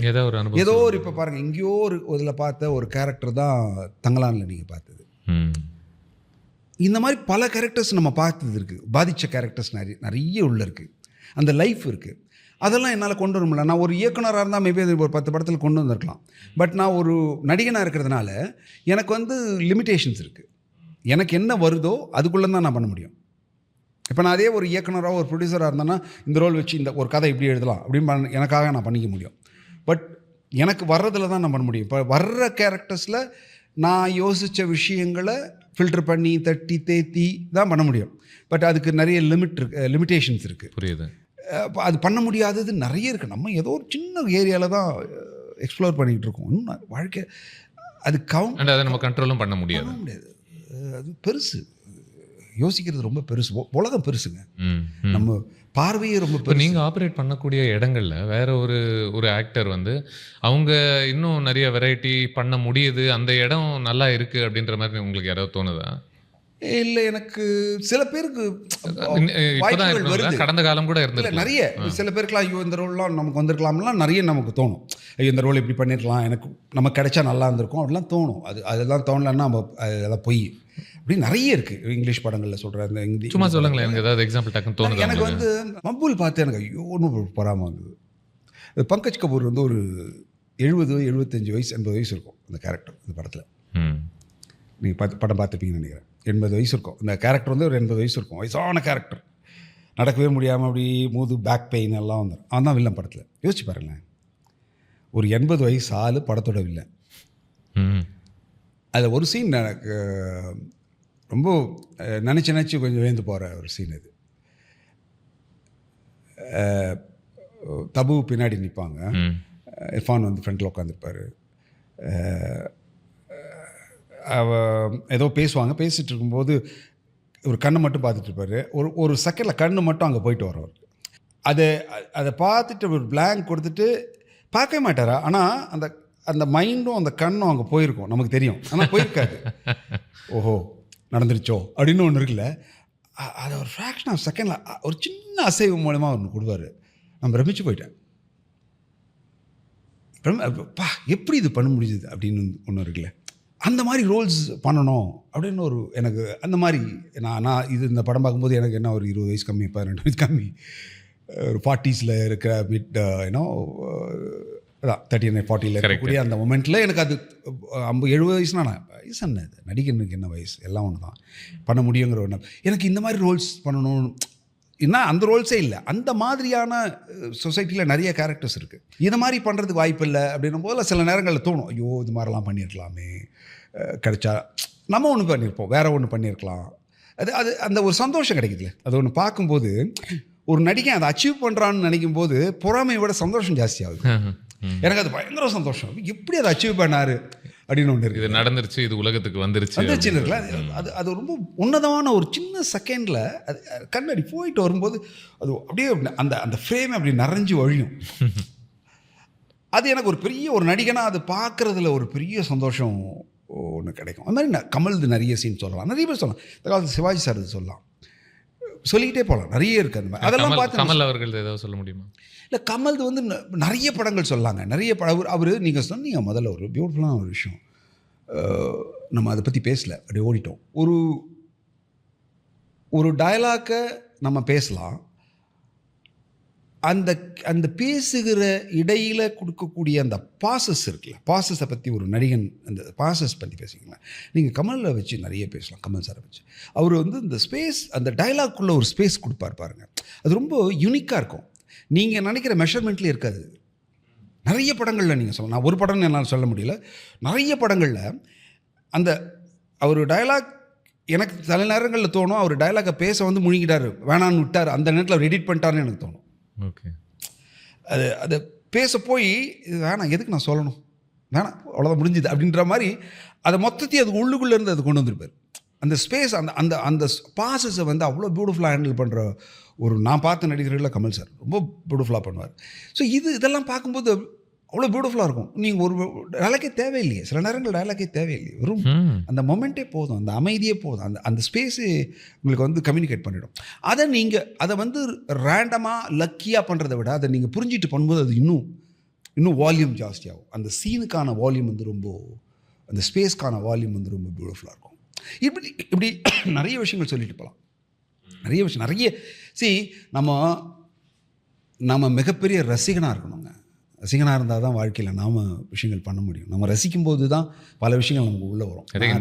உங்களுடைய பல கதாபாத்திரங்களுடைய ரசனையிலையும் வெளியே வருதுன்னு நினைக்கிறேன். ஆமாம், அது ரசித்தா தான் நம்ம ஒரு விஷயத்தை பார்த்து அதை அக்செப்ட் பண்ணி அதை வியக்கும் போது அந்த ஆச்சரியம் வரலன்னா அப்புறம் நீங்கள் என்ன நம்பி எனக்கு சொல்லுங்கள், இன்னைய தேதிக்கு அந்த அந்த நான் ரசித்தா போதும் அப்படின்ற மனநிலையை தாண்டி எல்லாத்த பொறுத்தும் நான் இங்கே ஒரு கருத்து சொல்லி ஆகணும், எனக்கு ஒரு கன்க்ளூஷன் ஒன்று இருக்குது, எனக்கு ஒரு ஜட்ஜ்மெண்ட் இருக்குது, எனக்கு ஒரு ஒப்பீனியன் இருக்குது அப்படின்றது சமூக வலைத்தளங்கள் ரொம்ப சுலபமாக்கிருச்சு இல்லையா? இப்போ ஆல்மோஸ்ட் அது ஒரு ப்ரெஷராகவே இருக்குதுன்னு நினைக்கிறேன் பல பேருக்கு. நான் ஒன்று அனுபவித்தேன், ஒன்று சந்தித்தேன் அப்படின்னா அதை பொறுத்த ஒரு கருத்தை நான் உடனடியாக இந்த உலகத்துக்கு தெரியப்படுத்தணும் அப்படின்னு. அது வந்து அந்த ரசனைக்கு குறுக்கீடாக இருக்கிறதா நீங்கள் பார்க்குறீங்களா? கண்டிப்பாக. அதனால தான் நான் அந்த ஏரியாவுக்குள்ளே வரதில்லை.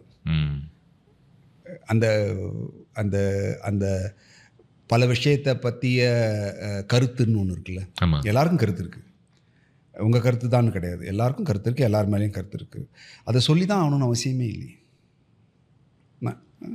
நான் எனக்குள்ளே வச்சுக்கிறேன், அவ்வளோதான். அது எதுக்கு நான் சொல்லணும், சொல்லி என்ன ஆக போகுது அப்படிங்கிறது அது அடுத்த ஏரியா, அது தேவையே இல்லைங்கிறேன் நான். ஐ திங்க் இன்றைக்கி பல இடங்களில் பரவலாகவே ஒரு அனுபவம் நடந்துக்கிட்டு இருக்கும் பொழுதே இந்த அனுபவத்தை நான் சமூக வலைதளங்களில் என்னவாக பிரதிபலிக்கிறது, அது என்னவாக பண்ணால் எனக்கு இது பிரயோஜனப்படும், அதுதான் அந்த தேவை உங்களுக்கு இருக்கும்போது அதை நீங்கள் பண்ணுவீங்க. எனக்கு அந்த தேவை இல்லைன்னு தோணும். சொல்கிறேன், ஜென்ரலாகவே தான் சொல்கிறேன், நானும் ஜென்ரலாக தான் பேசுகிறேன். பொதுவாக நானும் பார்க்குறேன்ல, இவ்வளோ பேருக்கு நிறைய ஃப்ரெண்ட்ஸுங்களே நிறைய பேர் வந்து கருத்து மட்டும்தான் வாழ்க்கையில் வச்சுருக்காங்க. எல்லாத்த பற்றியுமான தீர்மானங்கள் அவங்களுக்கு இருக்குது, எதை பற்றியுமே எல்லாத்த பற்றியுமே கமெண்ட் வச்சுருக்காங்க. அப்படி வாழவே முடியாது நீங்கள். அப்போ எப்போ உங்கள் வாழ்க்கை வாழ்வீங்க? எல்லாத்த பற்றியுமான ஒப்பீனியன்ஸும் எல்லாத்த பற்றியுமான புரிதல் மேலே இருக்கக்கூடிய ஒரு ஒப்பீனியன் இருக்குல்ல, அந்த புரிதல் உங்களுக்கு இருந்து அதன்படி நீங்கள் நடந்தீங்கன்னா அது வேறு. அந்த புரிதல் மேலே எப்போவுமே ஒப்பீனியனை வச்சு அந்த ஒப்பீனியன் நீங்கள் வெளியில் சொல்லணுங்கிற ஒரு பாவம் இருக்குல்ல, அப்போ எப்போ உங்கள் வாழ்க்கையை நீங்கள் வாழ போகிறீங்க? அடுத்தவனுக்கு சொல்லிக்கிட்டே இருக்கீங்க. அப்படி இருக்கும். அன்றைக்கி கூட பார்க்குறேன், ஒருத்தர் வந்து ஒரு பெண் வந்து ஒரு கமெண்ட் அடிச்சிட்டாங்கன்னு சொல்லி அவங்க வந்து ஒரு கமெண்ட் வைக்கிறாங்க, அதை போல்டாக அவங்க எதிர்கொள்கிறாங்க. அது அவங்களும் வந்து இல்லை நாங்கள் இது மாதிரி பண்ண தப்பு இனிமேல் பண்ண மாட்டோம்னு ஒரு கருத்து வைக்கிறாங்க. அதை சுற்றி ஒரு மிகப்பெரிய கமெண்ட் ஓடிக்கிட்டு இருக்கு, நீங்கள் எப்படி ட்ரெஸ் பண்ணலாமா, அப்போ அவங்க ஏன் சொல்லக்கூடாது. இப்போ எவ்வளோ நாளைக்கு இந்த கருத்து சொல்லிக்கிட்டே இருப்பீங்க? எல்லாத்து மேலேயும் கருத்து சொல்லும் போது நீ யாருன்னு முதல்ல புரிஞ்சிக்க முடியாது. அதுதாங்க பிரச்சனை. நான் அடுத்தவனை பார்த்துக்கிட்டே இருக்க பொழுது நான் என்னை பார்க்கவே மாட்டேன். அப்போது எனக்கு என்ன ஆகும்னா, இந்த பொது புத்தியில் என்ன விஷயம் நடந்திருக்குன்னா, நான் சொல்ல இப்போ நீங்கள் சொல்கிற எல்லா விஷயமும் உள்ளே வருது. இப்போ நான் சொல்ல அடுத்தவனையே நான் பார்க்க சூப்பர் ஹீரோ வந்துடுது எனக்குள்ள. இப்போ நான் எல்லாத்த பற்றியும் நான் கருத்து வச்சுருக்கேன். அப்போ இவங்கள விட சிறந்தவன் நான். ஆமாம், அது ஒரு ஹீரோ காம்ப்ளெக்ஸ்லேருந்து வருது. அதுதான். அப்போ அதுதான் இங்கே இருக்கிற பிரச்சனையே. நம்ம சொசைட்டியில் இருக்கக்கூடிய மிகப்பெரிய பிரச்சனையே என்னென்னா, நான் என்னுள்ளிருந்து பார்க்காம நான் வெளியில் நின்று எல்லாத்தையுமே பார்க்குற பார்வை தான் இங்கே பிரச்சனை. நான் என்ன பார்த்துக்கல. இந்த கருத்தை சொன்னால் நான் நாயகனாக தெரியவேன். நான் என்ன பார்த்துக்கிறது இல்லை, நான் எனக்குள்ளேருந்து விஷயத்தை அப்சர்வ் பண்ணுறதே இல்லை. எல்லாமே பொது புத்தியில் ஏற்கனவே சொல்லப்பட்ட விஷயங்கள்லேருந்து எடுத்து ஓ இதுதான் நியதி, இது இப்படி தான் இருக்கணும், பெண்ணா இப்படி தான் இருக்கணும், ஆண்னா இப்படி தான் இருக்கணும், ஏன்னா அந்த பாவனையிலேருந்து பேசுகிற மனோபாவம் தான் இங்கே இருக்கிற மிகப்பெரிய பிரச்சனை. தன்னை யாரும் பார்த்துக்கிறது இல்லை. தனக்குள்ளேருந்து பார்க்க ஆரம்பித்தாலும் பல பிரச்சனைகள் சால்வ் ஆகிடும். அதனால தான் நான் என்ன பண்ணுறேன், இந்த பொது புத்திக்குள்ளேயே எனக்கு போகிறதுக்கு பயம். வேணாம், நான் என் உலகத்தில் இருக்கேன், விட்டுருங்க என்ன, நான் பாடி என் வேலையை பார்க்குறேன், சந்தோஷமாக இருக்கேன். உங்கள் அப்பா வண்ணாரப்பேட்டையிலேருந்து கிளம்புன மாதிரி நீங்கள் சென்னையிலேருந்தே கிளம்பிட்டீங்க. எனக்குள்ளேருந்தே கொஞ்சம் வெளியில் போய் உங்கள் பொண்ணு இந்தியாவிலேருந்தே கிளம்பு. ஆமாம், எனக்குள்ளேருந்தே நான் வெளியில் நின்று பார்த்துக்கிட்டு இருக்கேன். அதுதான், அது கம்ஃபர்டபுளாக இருக்குது எனக்கு, அவ்வளோதான். நான் அடுத்தவங்களுக்கு அது பற்றி எனக்கு எப்படி இருக்கணும், நம்ம அவங்க என் மேலே என்ன ஒப்பீனியன் வச்சுக்காங்களே யோசிக்கிறதே கிடையாது. எனக்கு அது எனக்கு கம்ஃபர்டபுளாக இருக்குது. நான் யாரையும் ஹர்ட் பண்ணல. இந்த சுய பரிசீலனை பண்ணுவது எல்லாமே உங்களுக்கு தியேட்டர்லேருந்து வந்ததாக நீங்கள் பார்க்குறீங்களா? அங்கே இருந்தால் எனக்கு வாழ்க்கை வந்து என்னை வாழ்க்கையை புரிய வச்சது தியேட்டர் தான். தியேட்டருக்கு முன் என்னவாக நீங்கள் இருந்தீங்கன்றதுக்கும் தியேட்டருக்கு பின் என்னவாக தான் பயங்கரமாக வேறு, கம்ப்ளீட்டாக வேறு. அதான் சொன்னேன், ரொம்ப சிம்பிளாக ஒன்று சொன்னேன். எனக்கு வந்து ஒரு எஸ்ஸே 2 லைனை தமிழே சொல்கிறேன், இங்கிலீஷ் விட்ருங்க, தமிழே என்னால் ஒரு 2 லைன் மேலே மைண்டில் வைக்க முடியாது. அப்படியே தியேட்டருக்கு வந்ததுக்கப்புறம் ஒரு புக்கை அப்படியே ரேண்டமாக அப்படி அடி பேசுவோம். நீங்கள் டைலாக் நான் இங்கே பேசுவேன். 8th ஃபெயிலா 10th ஃபெயிலா? 10th fail. 10th fail சொன்னீங்க. ஸோ இந்த இந்த லைஃப்பை பற்றி தெரிஞ்சுக்கிறது, படிக்கிறது, நிறைய படிக்கணும், படிக்க தெரிஞ்சுக்கிறது, இப்படி எல்லாமே அங்கேருந்து தான் கற்றுக்கணும். ஏன் படிக்கணுன்ற ஒரு கேள்வி இருக்குது. உனக்கு பிடிச்சது படிக்கணுமா, இல்லை பிடிக்காதது படிக்கணுமா, இல்லை சொசைட்டிக்காக படிக்கணுமா, இல்லை 4 பேர்கிட்ட நீங்கள் பேசணுங்கிறதுக்காக படிக்கணுமா, இப்படி படிக்கிறதுலே பல விஷயங்கள் இருக்குது. அப்போது நீங்கள் எந்த சொசைட்டிக்குள்ளே, எந்த அட்மாஸ்பியருக்குள்ளே நீங்கள் புழங்குறீங்க, அது உங்களை எப்படி இன்ஃப்ளூயன்ஸ் பண்ணுது, அதன் மூலிமா நீங்கள் என்ன படிக்கிறீங்க, இப்படின்னு இருக்குது. அப்படி இருக்கிற காலகட்டத்தில் உனக்கு என்ன வேணும், நீ யாராக இருக்க அப்படின்ற முதல்ல உங்களுக்கு புரிய ஆரம்பிச்சிருச்சுன்னா, நீங்கள் என்ன படிக்கணும், நீங்கள் என்ன நோக்கி போகணுங்கிறத தீர்மானம். இப்போது ஒரு 10th ஃபெயில் அப்படின்றது சத்தியமாக அந்த வயசில் இருக்கிறதுலே ஒரு பயங்கரமான ஒரு கொடுமையாக நம்ம நினைப்போம் இல்லையா? ஆமாம். அப்போ நான் எதுக்குமே லாய்க்கு இல்லை போல இருக்குது, இருக்கிறதுலையே தண்டம் உலகத்திலே நான் தான் அப்படின்ற ஒரு பார்வையை நம்ம மேலே இந்த சமூகம் வச்சிருது. சமூகம் இல்லை, முதல்ல இந்த சமூகத்து மேலே நம்ம பொதுவாக குற்றம் சொல்கிறது கொஞ்சம் தள்ளி வச்சுட்டு குடும்பங்கள் தான். குடும்பங்கள், அதாவது ஒரு அப்யூசிங் நடக்குதுன்னா சமூகம் 2வது பார்ட் தான் எடுக்கும், குடும்பம் தான் முதல் பார்ட். அங்கேருந்து தான் முதல் குற்றமே வரும், அதுக்கப்புறம் தான் சமூகம். எல்லா விஷயத்துலையும் பொதுவாகவே நீங்கள் பார்த்தீங்கன்னா அது க்ளோஸ்டாக அம்மா அப்பா இருக்க மாட்டாங்க, அது சுற்றி இருக்கக்கூடிய பிளேசஸ் இருக்கு இல்லைங்களா, அதுதான் முதல்ல அவங்க ரியாக்ட் பண்ணுறது. ஒரு ஹாரரில் அவங்க ரியாக்ட் பண்ணும்போது அதுதான் முதல்ல உங்களுக்கு அடி வரும், அதுக்கப்புறம் தான் சமூகம். இப்போ நீங்கள் அதிலிருந்து எப்படி மீள முடிஞ்சது? இல்லை, அது எல்லாமே எனக்கு வந்து எனக்குள்ளே இருந்த அந்த இம்பீரியாரிட்டி காம்ப்ளெக்ஸ் எல்லாத்தையுமே தியேட்டர் தான் உடைச்சிது. தியேட்டர் தான் உடைச்சிது. நீ அது இல்லை, இது வரைக்கும் சொல்லப்பட்டது இல்லை, நீ இது வேற, நீ வேற, நான் சொல்கிறேன், நீ இதெல்லாம் படி, உனக்கு பாரு, இது பண்ணுன்னு உனக்கு உன் பார்வையே மாறணுன்னு மாறிச்சு எனக்கு. அழகாக இருக்காது நீங்கள் சொல்கிறது. ஏன்னா மற்றவர்களாக நீங்கள் மாற ஆரம்பிக்கும் போது உங்களை நீங்களே கண்டுபிடிச்சிக்கிறீங்க. ஆமாம், நான் வேற ஒரு உலகத்துக்குள்ளே போக ஆரம்பிக்கிறேன். ஓ, இது இல்லையா நான், அப்போ இதுதானா நான் அப்படின்னு. அப்போ எனக்குள்ளே என்னை பற்றிய ஒரு பெருமை வருது, எனக்குள்ளே என்னை பற்றிய ஒரு புரிதல் வருது. ஓஹோ, நீ இவ்வளோ அழகானவனா, உனக்கே இது தெரியலையே, நீ இவ்வளோ புத்திசாலியாக இருக்கடா, ஏன்டா எத்தனை நாளும் ஏன்டா உனக்கு புரியல அப்படின்னு நமக்குள்ளே ஒரு புரிதல் வரும்போது அந்த புரிதலை நோக்கிய பயணத்தை நான் முன்னெடுக்கிறேன். அப்போ அதுக்கான விஷயத்தை நான் இப்போ என்னன்னா, நான் ஒரு விஷயத்தை தெரிஞ்சுக்கணும், நான் படிக்கிறது கிடையாது, என்ன அது இழுத்துன்னு போவோம், என்ன அதை கொண்டு போவோம். நான் ஒரு விஷயத்தை தேடும்போது என் கண் முன்னாடி அது வரும், நான் அதை படிக்க ஆரம்பிப்பேன், அது வந்து இன்னொன்றுக்கு லீட் பண்ணணும். இப்படி தான் என்னுடைய வாசிப்பு இருக்கும். சில நேரங்களில் வந்து நாம் வாசிக்கிறது கூட நாம் தீர்மானிக்கிறது இல்லை, நாம் எது வாசிக்கிறோங்கிறது தான் தீர்மானிக்குது. ரொம்ப உண்மை. நான் ஒன்று படிச்சுட்டே இருப்பேன், அடுத்து இதை முடிச்சுட்டு அடுத்து ஒன்று வேறு ஒன்று வச்சுருப்பேன், ஆனால் அதை தொட்டு பல வருஷம் இருக்கும், தொடவே முடியாது, ஏன்னா அது அங்கேயே இருக்கும். இது வந்து வேற ஒரு இடத்துல லீட் பண்ணி போயிடும். அப்போ உண்மை என்னென்னா, அதுதான் எனக்கு தேவை, இது இல்லை, அது எடுத்துக்குது டைம். ஸோ இந்த புரிதல் இருக்குல்ல, இந்த அண்டர்ஸ்டாண்டிங் வந்து நீங்கள் அதுக்குள்ளே போகும்போது தான் வர ஆரம்பிக்கும்.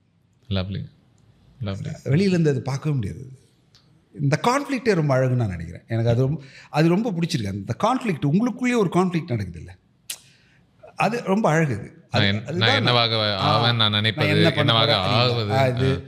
அது இல்லை நீ அப்படின்னு ஒன்று தீர்மானிக்கும்.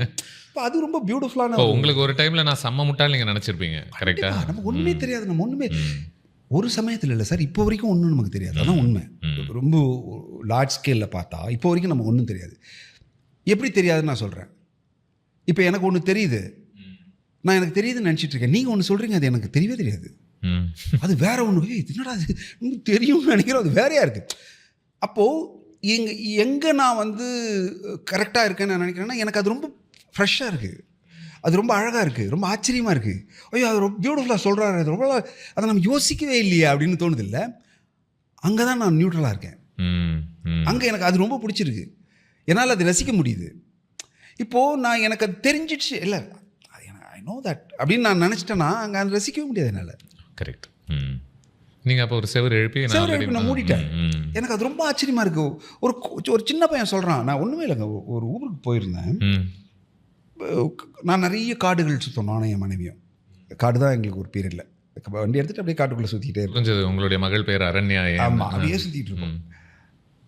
நமக்கு ஓரளவுக்கு தெரியும்னு நினச்சிப்போம்ல, அதோட லைஃப் நான் தெரியும், ஃபாரஸ்ட்னா என்னன்னு தெரியும், அதோட மிருகங்களோட வாழ்க்கை அது எப்படி இருக்குது, ஜெனட்டிக்கலாக அதோட இன்பில்டு என்ன, அதோட இது என்ன, ஜெனட்டிக் இதெல்லாம் ஓரளவுக்கு படிக்கிறோம், தெரியும். அன்றைக்கி ஒரு பையன், இத்தினூண்டு பையன் ஒரு விஷயம் சொல்கிறான், அப்படியே உடம்பெல்லாம் புல்லரிச்சு போகுது. என்னடா இத்தினூண்டு வயசுக்குள்ளே இவ்வளோ பெரிய நாலேஜா? ஏன்னா அவன் அங்கேயே இருக்கான், அந்த காட்டுக்குள்ளே இருக்கான். அது அந்த நாலேஜ் வந்து ரொம்ப என்ன சொன்னான் இருக்கு. அவன் வந்து இந்த இது இருக்குல்ல, லீச் இருக்குல்ல, ஆமாம், அதை பற்றி சொல்கிறான். அதுக்கு வந்து அவ்வளோ உள்ள இன்ட்ரெஸ்டைன் அவ்வளோ இருக்குமா, அவ்வளோ டீட்டெயிலாக சொல்கிறான் அவன். அப்படியே பிரமிச்சு போயிட்டேன் நான். அப்போ எனக்கு தெரியவே இல்லையே. அப்புறம் நான் எங்கே, எனக்கு என்ன தெரியுது, அப்போ எனக்கு எங்கேயோ உள்ள இன்னும் தெரியல. அப்போது இந்த தெரிதலை நோக்கி நான் போய்கிட்டே இருக்கேன்ல, அப்போ எனக்கு தெரிஞ்சிடுச்சுன்னு ஒன்று கிடையாது, தெரியாது இருக்குது. ஸோ அதை நோக்கி நான் போகிறபோது தான் என் லைஃப் இன்ட்ரெஸ்டிங்காக அது இருக்கிற வரைக்கும் தான் அதான் சுவாரஸ்யமே அதில் தான் இருக்குது. அதுக்கு இல்லைன்னா நான் வந்து எல்லாமே எனக்கு தெரிஞ்சிடுச்சுன்னா போர் அடிச்சிடும். இப்போ நடிப்பு கூட எனக்கு எல்லாம் நடிச்சிட்டேன்னா முடிஞ்சு போச்சாங்க, நீ டெத்து அவ்வளோதான். இப்போ நான் ஒரு படம் பண்ணி, இப்போது ஃபார் எக்ஸாம்பிள் பைசன் வந்து திஸ் இஸ் மை அச்சீவ்மெண்ட் அப்படின்னு நான் நினச்சிட்டேன், அவ்வளோதான், காலினா வீட்டில் உட்கார வேண்டியதுதான். முடிஞ்சிடுச்சு, நீங்கள் அச்சீவ் பண்ணிட்டீங்க. அச்சீவ் பண்ணுறதுக்கப்புறம் எங்கே ஸ்பேஸ் இருக்குது? மைண்டு வந்து முடிஞ்சது. அதான் இது நேராக நம்ம ஆரம்பத்தில் நீங்கள் சொன்னது தான், அச்சீவ்மெண்ட் நீங்கள் எதுவுமே கிடையாது அப்படின்றது. அது அடுத்த அது முடிச்சதுக்கப்புறம் பார்த்தா எம்டி, ஐயோ ஒன்றுமே இல்லையா, அடுத்து அவ்வளோதான் லைஃப். பசுபதி அவர்களே ரொம்ப நன்றி. தேங்க்யூ. விட்டா நான் எப்படி ஒவ்வொரு ஜோனாக அப்படி இழுத்துட்டு போயிட்டே இருப்பேன்னு நினைக்கிறேன். பட் நேரம் எடுத்து வந்ததுக்கு ரொம்ப நன்றி. Really looking forward to everything else that you to. அந்த 90-95% இன்னும் பாக்கி இருக்குன்னு சொன்னீங்கல்ல, அதில் சில சதவீதங்கள் வருங்கால வருடங்களில் குறைஞ்சா நான் ரொம்ப சந்தோஷப்படுவேன். வந்ததுன்னா நானும் சந்தோஷப்படுவேன். அதை நோக்கி தான் வாழ்க்கை ஓடிக்கிட்டு இருக்கேன், தேடிக்கிட்டு இருக்கோம். பார்த்து வரும் வராமல் இருக்காது. நான் பொதுவாக என்னுடைய நண்பர்கள் நிறைய பேர் வந்து பேசுவாங்க, நான் சரியாக வரல, நான் வெயிட் பண்ணுறேன்னா. வெயிட்டிங் மாதிரி ஒரு உன்னதமான விஷயம் உலகத்தில் கிடையாது. ஆனால் அதில் நிறைய பிரச்சனைகள் இருக்குது. ஏன்னா இதில் வெயிட்டிங்கில் ஒரு பல பிரச்சனைகள் இருக்குது. பணம், அது வாழ்க்கை முறை, பொருளாதாரம் இப்படி பல விஷயங்கள். அது எல்லாத்தையும் நீங்கள் பேலன்ஸ் பண்ண முடியும் அப்படின்னு உங்கள் மைண்டு நினச்சிருச்சுன்னா வெயிட்டிங் ஒரு சுகமானது, ரொம்ப சுகமானது. அது நீங்கள் வெயிட் பண்ணி ஒன்று கிடைக்கும் பாருங்கள், ஒரு சுகம் வரும் பாருங்கள் மனசுக்குள்ளே, அது ரொம்ப பியூட்டிஃபுல். அது இருக்கிறதுலேயும் மிகப்பெரிய போது. இப்போ பல பேரால் ஒரு இளமையான பருவத்தில் அந்த காத்திருப்பு கண்டிப்பாக இருக்குது. ஏன்னா அப்போ என்ன நிறைய பேருக்கு தோணுதுன்னா, வாழ்க்கையெல்லாம் எனக்கு எதிரில் இருக்குது, காத்துக்கிறதுக்கு நிறைய டைம் இருக்குன்னு தோணும். இப்போ போக போக வயசு ஆக ஆக வாழப்போகிற வருடங்கள் குறைய அதுக்கான ஒரு பேஷன்ஸ் இருக்க மாட்டேங்குது இல்லையா? எனக்கு அங்கே இப்போ தான் ஜாஸ்தி வருது. என்ன சொல்கிறீங்க? அது எப்படி? அது இல்லை இப்போ எல்லாமே போனஸ் தானே. அப்படி எல்லாம் போனஸ் தான். நம்ம ஒரு வயசு நெருங்கிட்டோம், இப்போ இருக்க போகிறது கொஞ்சம் காலமோ நிறைய காலமோ அதை பற்றி நம்ம யோசிக்க வேண்டாம். ஆமாம், பண்ணுவோம், வர்றது பிடிச்சதா பண்ணுவோம், அவ்வளோதான். அந்த பிடிக்கிற எனக்கு என்ன அவசரம், அவ்வளோதான். என்ன அவசரம் வரும். மைண்டை நீங்கள் அதுக்குள்ளே கொண்டு போயிட்டீங்கன்னா மைண்டு வந்து மற்றது யோசிக்காது. இதெல்லாம் இவ்வளோ சொல்கிற மொமெண்ட்லேயும் கூட நமக்கு அங்கங்கே செட்பேக் இருக்கும்.